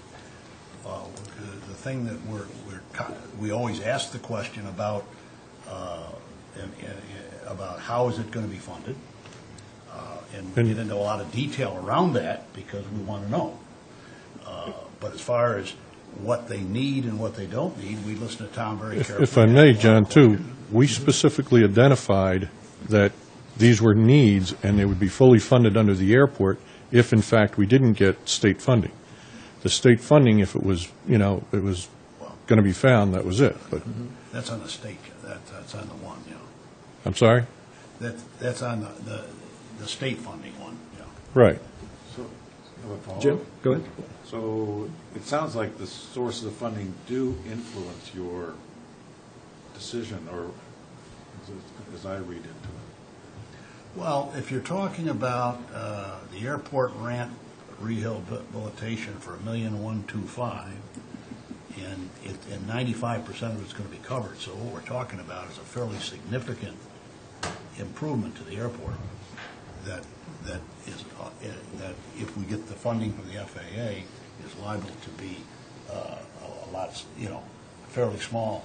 So I'm hearing that the answer to my question is no, that you don't have the same rigor to it than if the town was funding it through free cash. I don't know. I didn't say that. That's You said rigor, and I told you before that the rigor was the same no matter what. Now, in this, but then you asked it a different way and said, do you consider, does it have any influence, the fact that a lot of it's going to be paid for by the FAA? And I said, sure it does.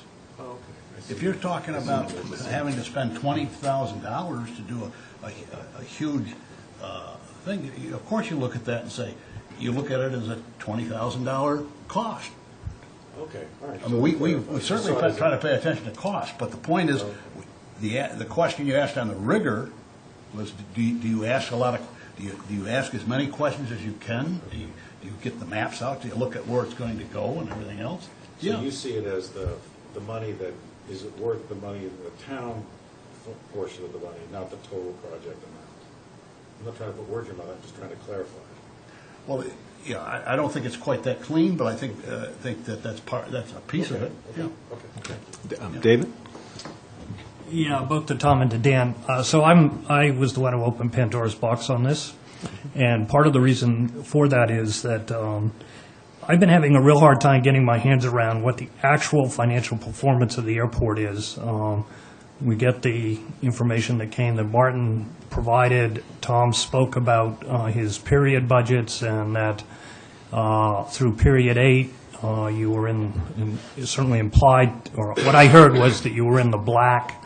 And I'm still having a difficult time reconciling whether operationally, after debt service, the airport is in the black, including your fuel sales, or if you, and this is a little bit of confusion because we call retained earnings, we have a pot of money called retained earnings, which for the airport really isn't retained earnings. Right. It's money that the town from the general fund and Subsidized the gave airport with. and subsidized to the airport.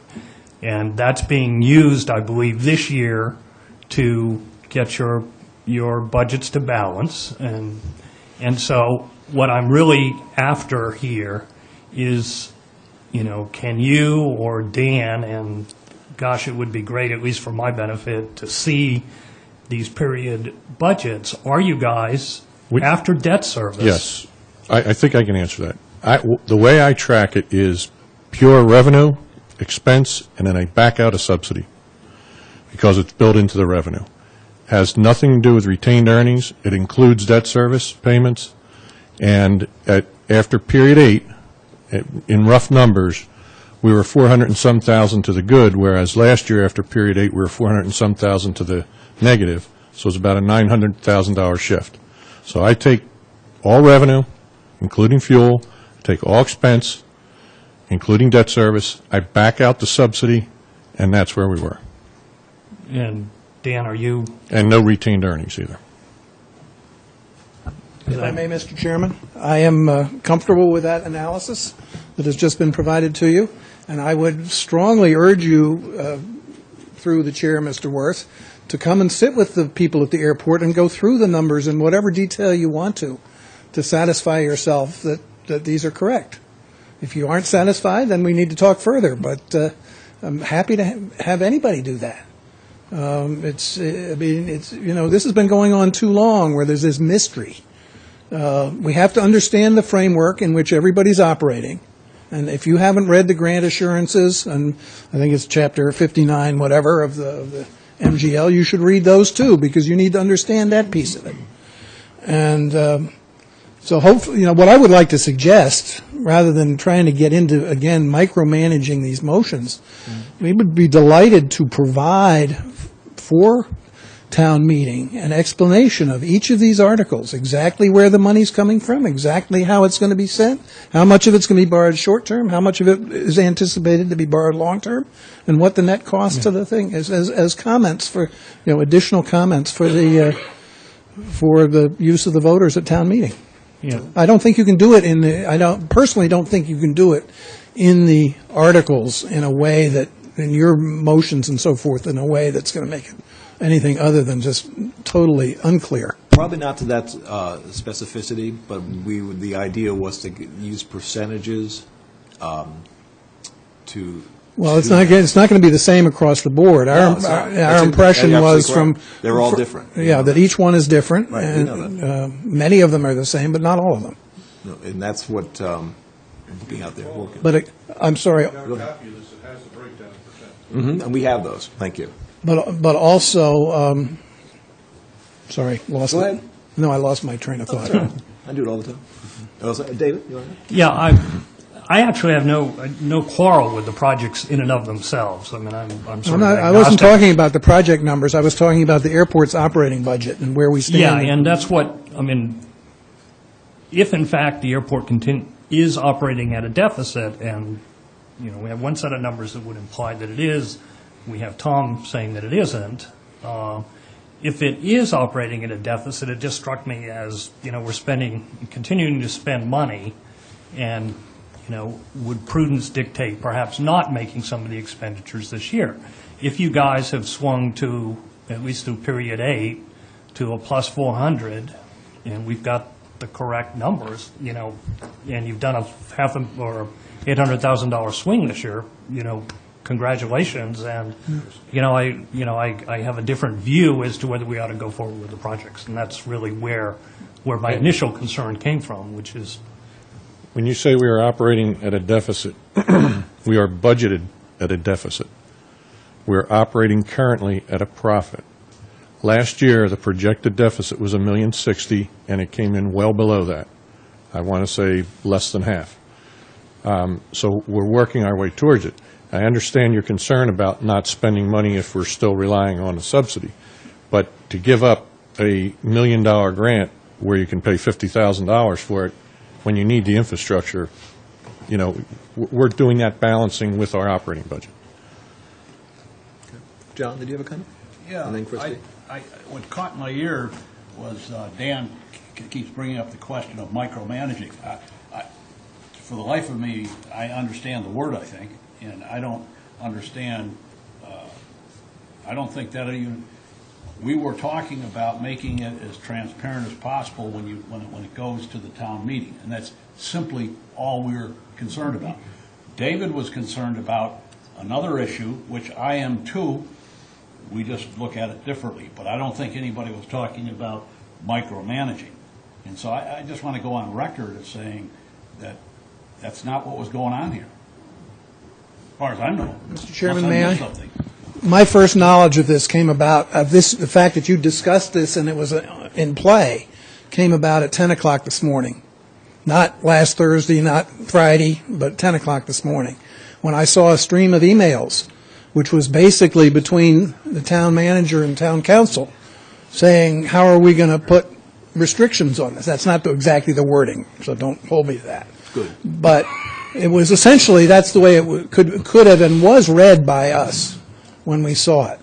And, you know, obviously it helps to have an explanation of what you're trying to accomplish, because I think, you know, again, working together, we can make this thing work. If we're working against each other, it's not going to.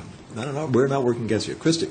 No, I was going to say, I don't think anyone's interested in picking apart the actual grants, but I think there was just concern that if we wouldn't get the funding that's happened in the past, that we would be on the hook for that, and as David mentioned, that, you know, that would add into the deficit. So I think that was really one of the main concerns there, I think, as far as the grants were concerned. But, Okay. Very good. Further questions or comments? Okay.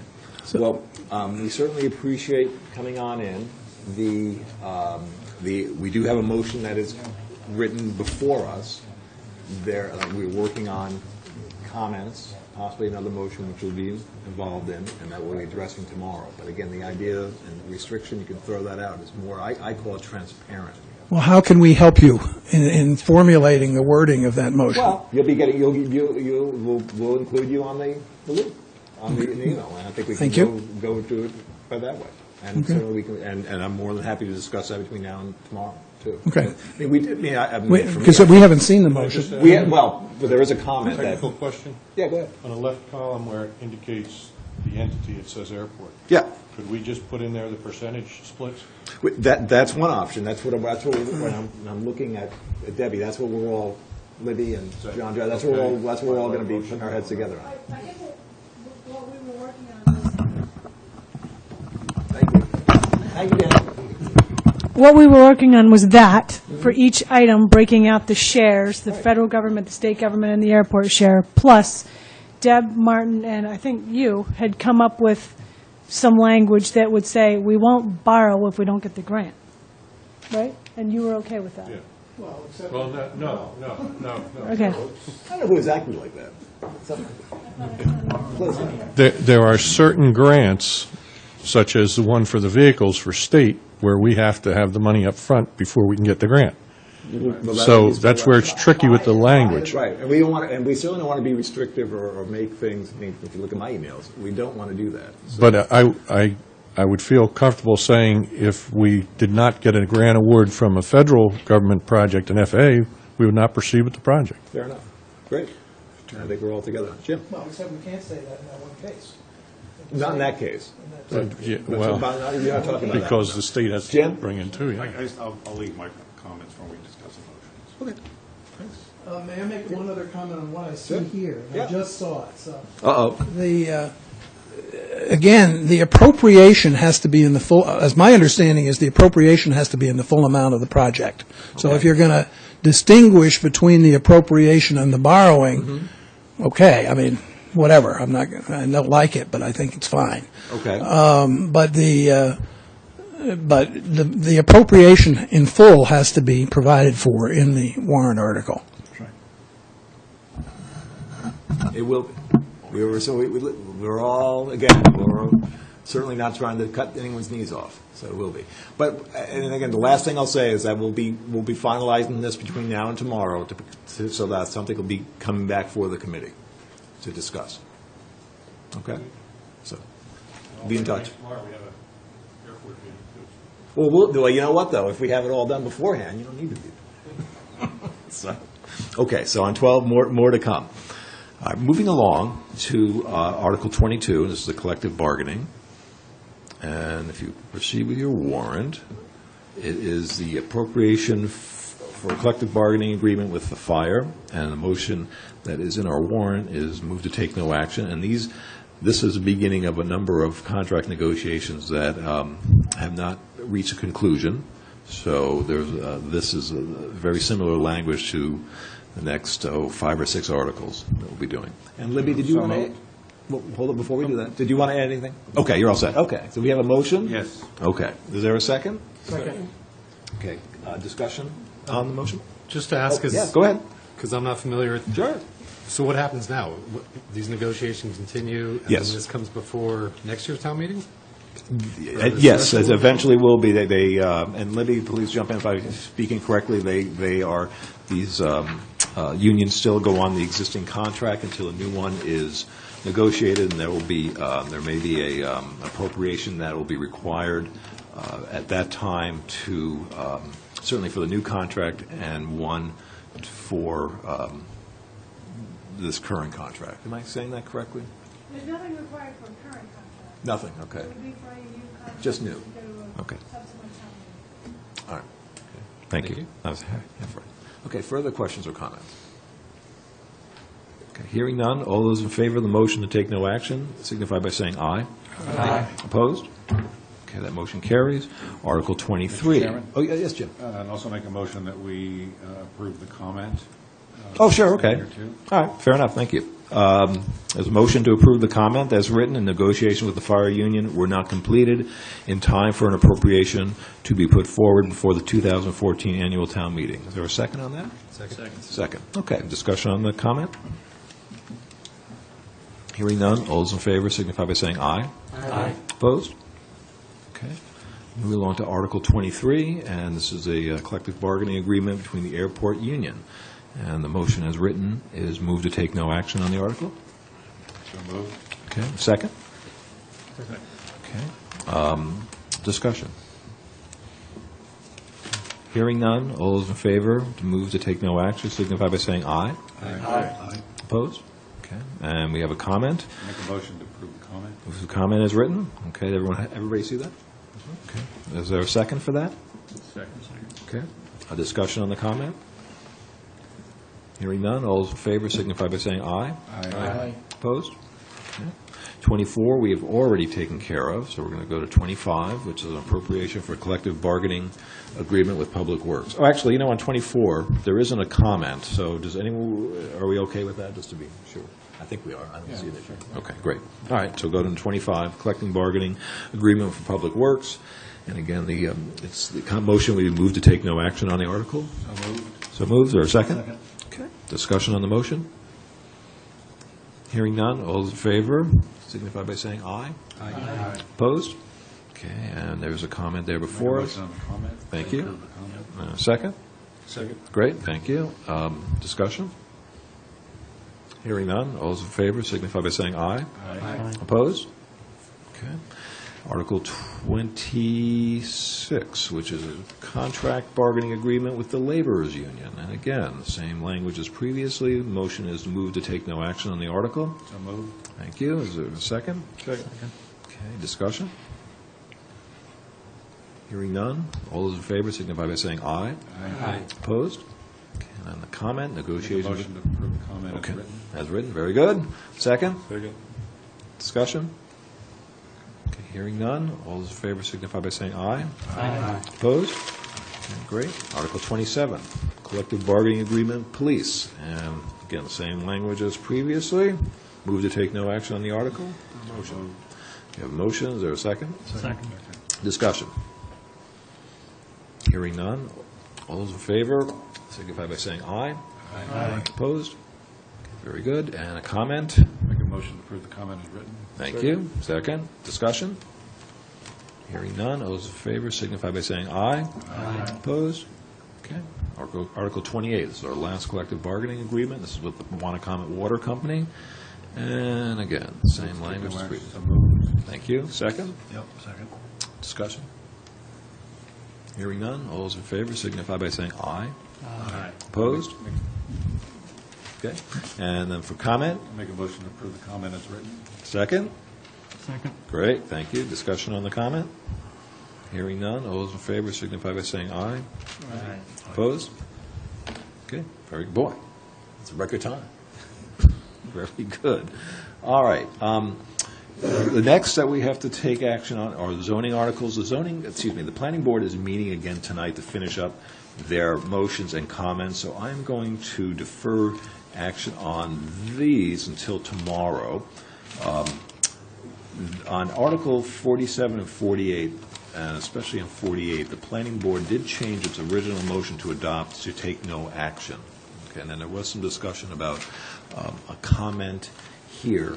From my standpoint, it's hard to comment on an article that they're taking no action on. So, that's my own personal view on that. But I know there was some discussion. If you wanted to talk about that now, or tomorrow, either way. But I'm just throwing out some thoughts there. Okay. Hearing none. All right. So we'll hold off on zoning then. Just to, for everybody to remember, in case you haven't seen your email yet, most of the planning board motions have been sent to the FinCom. There were, I think, 4. That's right. That they were still working on for tonight. That's correct. We sent them to you today, so you. That's right, but I just will take them all at once, because, again, one of the reasons for doing that is in the past is that we've taken one motion for all the articles to support the planning board, so just to keep that option open, we'll just wait till tomorrow to do that. Yeah, Mr. Chairman, Yes. as I spoke to you last week, I have prepared a comment for discussion amongst Okay. the members on 48, but as long as we can make sure it gets on the table tomorrow for discussion, that's then fine. I'm Yeah. good to hold until Yeah, tomorrow. Can we see that ahead of time? Sure, if you wouldn't mind. Would you mind sending that out ahead of time, and just for review of the committee I'll members? send it to you. Send to me, and what I'll do is just send it out to community members just to review, and then be I mean, it prepared has to no discuss. context. I mean, part of the problem is that until we have a discussion, it doesn't have a great context to it, so, but I'm happy to do it. Okay. Thank you. All right. So then, okay, then, we can move along the next one is Article 69, which is there's a few sewer articles. And Article 69 is, the board is going to be taking action on March 19th. So 17? 70. Oh, darn it. Get these right one of these days. Hold on, let me get to it. Excuse me. Don't listen to me for a second. Okay, let's go to 69.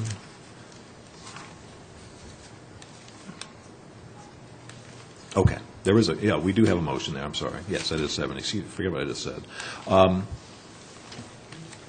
Is everybody on 69? You can see all the list of the parcels that are in the motion. And the motion is move that Chapter 41, Section 41-3A of the Code of Nantucket is hereby amended to add the following parcels to the town sewer district, and they're all listed in front of you. Okay. So, discussion and comments on Article 69. And again, I'm going to assume this has had a comprehensive review and everybody's all set. We actually thought 69 was done by Yeah. Well, we will be now, I hope. So, doing that, I will ask for a motion. So moved. Okay, is there a second? Second. Okay. And discussion on the motion? Hearing none, all those in favor signify by saying aye. Aye. Opposed? Okay. Okay, so 69 is all set. Moving to 70, and that's the one that I misspoke before, is that the board will be taking this up on March 19th. So we will be waiting, be prudent that we wait till afterwards, and we will make our motion by technical amendment for town meeting floor. Okay? And any questions or comments on that? All right. So hearing none, we'll pass on 70 and go to 71.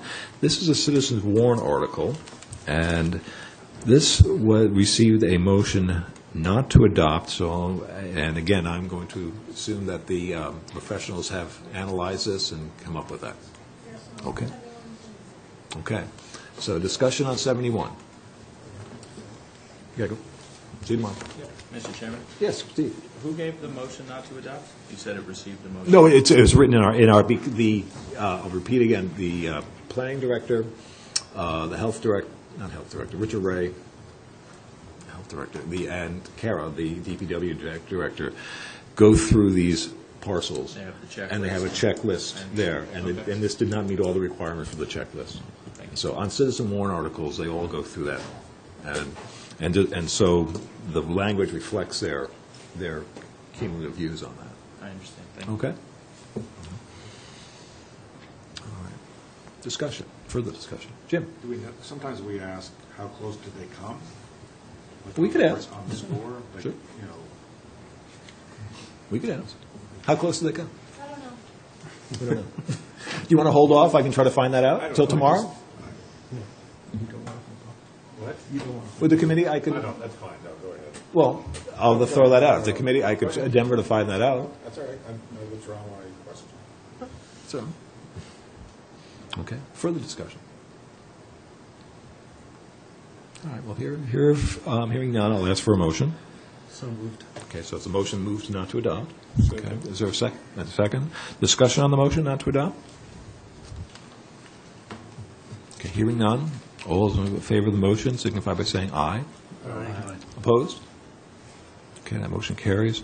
And for this, I can't see any need for a comment, but I'll throw it out there. If anyone- We could, the only thing we had comment. comments last year around this where we just said it didn't meet the criteria. That's exactly right. So we can go ahead and do that. All right, I'll draft something up and we'll bring that back for you for tomorrow. Yeah. All right, and then 72, and this is again bylaw amendment of, the motion is Move that Chapter 41, Section 41-3A of the Code of Town of Nantucket is hereby amended to add the following parcels, and they're listed before, 11, 13, 15, 17, 19 Tashimo Lane, and, which is on the map. So discussion on these articles.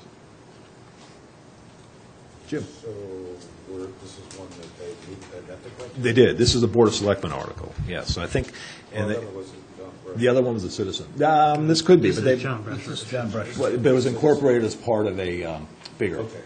So that's why his article is included in this. His article is included in this. Okay. So I move approval. Do we have a motion to approve? Is there a second? Second. Discussion on the motion? Okay. All those in favor signify by saying aye. Aye. Opposed? Okay. That motion carries. One more sewer article, which is, again, a board.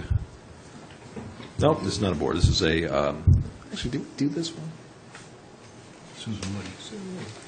Do you have a question, Tim? I do. Yep, go ahead, please. I don't mean to go backwards here, but I'm looking at Article 70 and Article 71, trying to think in my mind what the differentiation could be for approving one and not the other. Well, 70, I don't know if 70's even been approved yet, because that's No, the it one- hasn't. We're holding, it says We're- holding for right. motions. So I'm not sure, so, maybe, I'm sorry, say it again, maybe I'm not following Well, you. I'm just wondering, I'm anticipating a positive vote, otherwise it would be a negative here already, I think. I don't know, I guess it's a little low. I'm not as fast as you are. I was thinking about those two as you. Yeah, I wouldn't say that. No one's reading between the lines. I'm not sure. Yeah. I'm not answer that. I rely on the We'll talk professionals. tomorrow, I guess, if I. We could, yeah, that's fine. I'll look into that there for you. All right, on 73, we have not taken any action on this. And in our written motion there, this looks like this article did pass muster of the professionals. So it's moved that Chapter 41, Section 41-3A of the Code of Nantucket is hereby amended by adding the following parcel, 3 Brewster Road. So, discussion on that.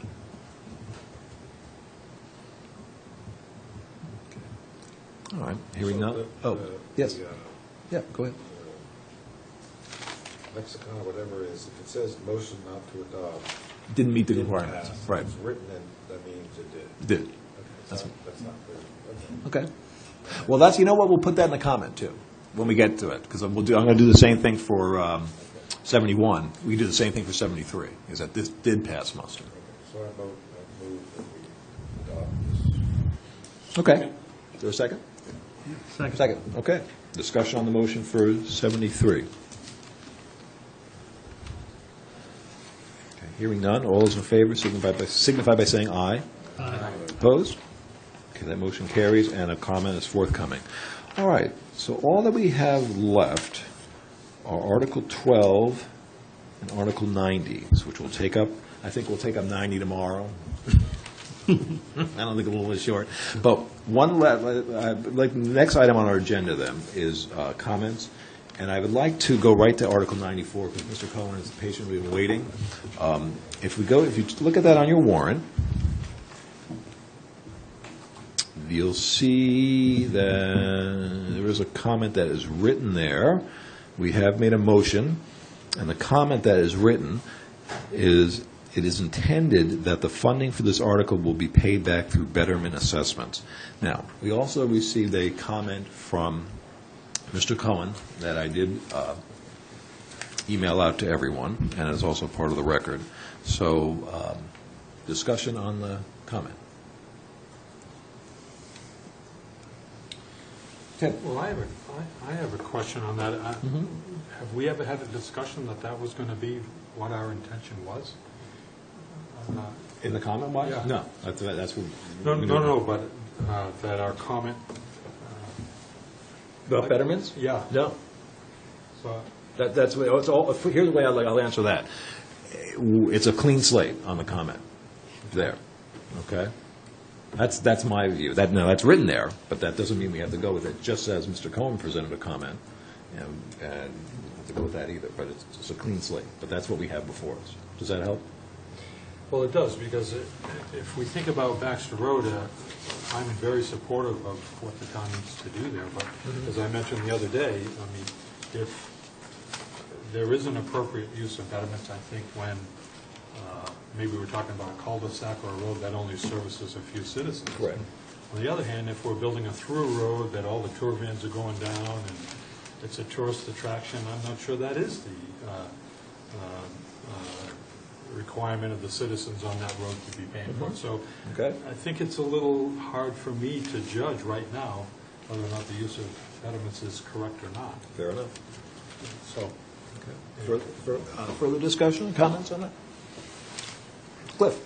I thought we fell into the criteria that we have to provide a road, in the sense that, we went through the whole thing up at the beach where, we were sued and you can't turn around and say, now you have to pay for the road. I don't see how that's legal, but anyhow. I'm not going to argue on that one. Discussion? Okay. Mr. Chairman? Oh, go ahead, Yeah, I just, I go on the record to saying I would support it, that it be paid from a betterment charge, but would be more than happy to yield some further comment that this be one of the methods that be looked at seriously for payment if there are other, if the Board of Selectmen or others assume that there's a better way to do this or a more equitable way to do this, then I certainly could get behind that as a comment. Okay. Well, what I'm hearing so far, we're probably still not ready to decide. So let's get this right for tomorrow. Would anyone like to take on articulating a comment in writing for us by tomorrow? Let's start with that. Have we taken a motion on the article? Yes, we have. The motion is as written. I see. Now we're just talking about a comment. I see. That's correct. And hearing that, I can try to jot down some ideas, but... John. Oh, hold on a second. John first, then Deb. Go ahead, John. Well, as I Yes, sir. understand it, this is what the Board of Selectmen had put, that's what they had put forward. And I see Rick sitting there, so I guess Hi, Rick. I want to know what the Board of Selectmen's ideas were around the betterment part. Would you like to make a comment? I'll just ask you up to the mic if you don't mind. Thank you.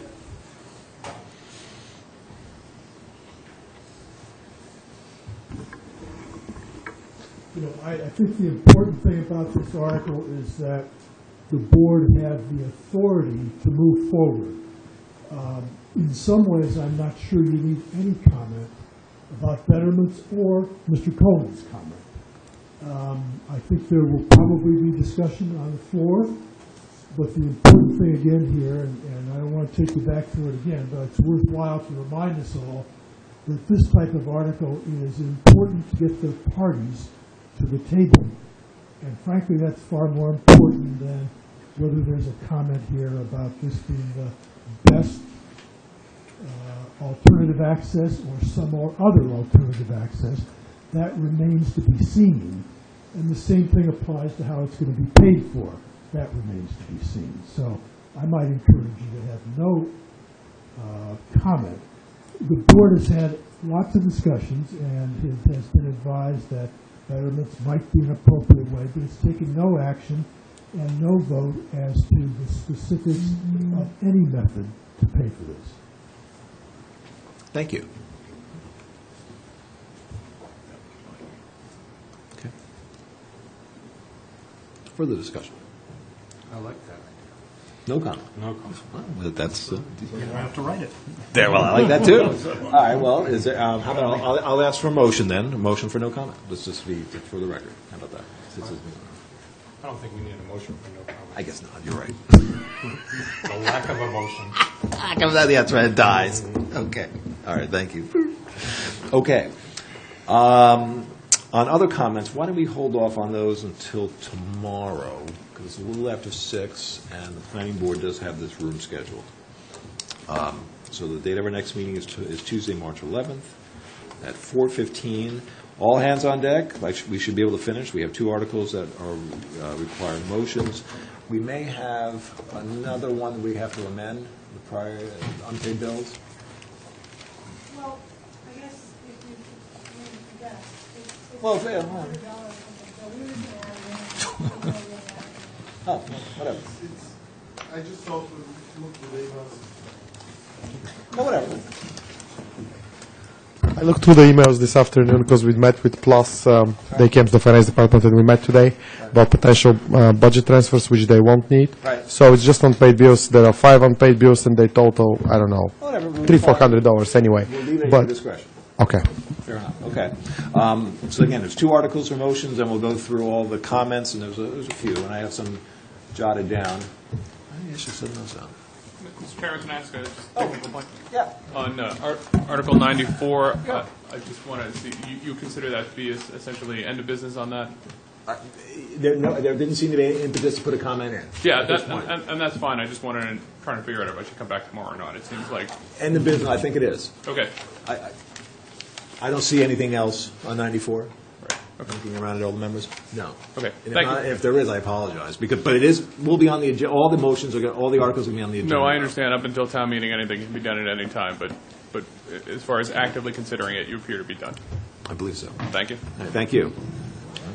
Okay, so then, again, finish those motions, comments, and then we will be done. So, very good. So, is there an adjournment for today? So moved. So moved, thank you. All right, everybody have a nice evening. Thank you.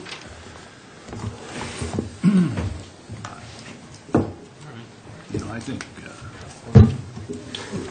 unless I'm missing something, I don't see where Tom is.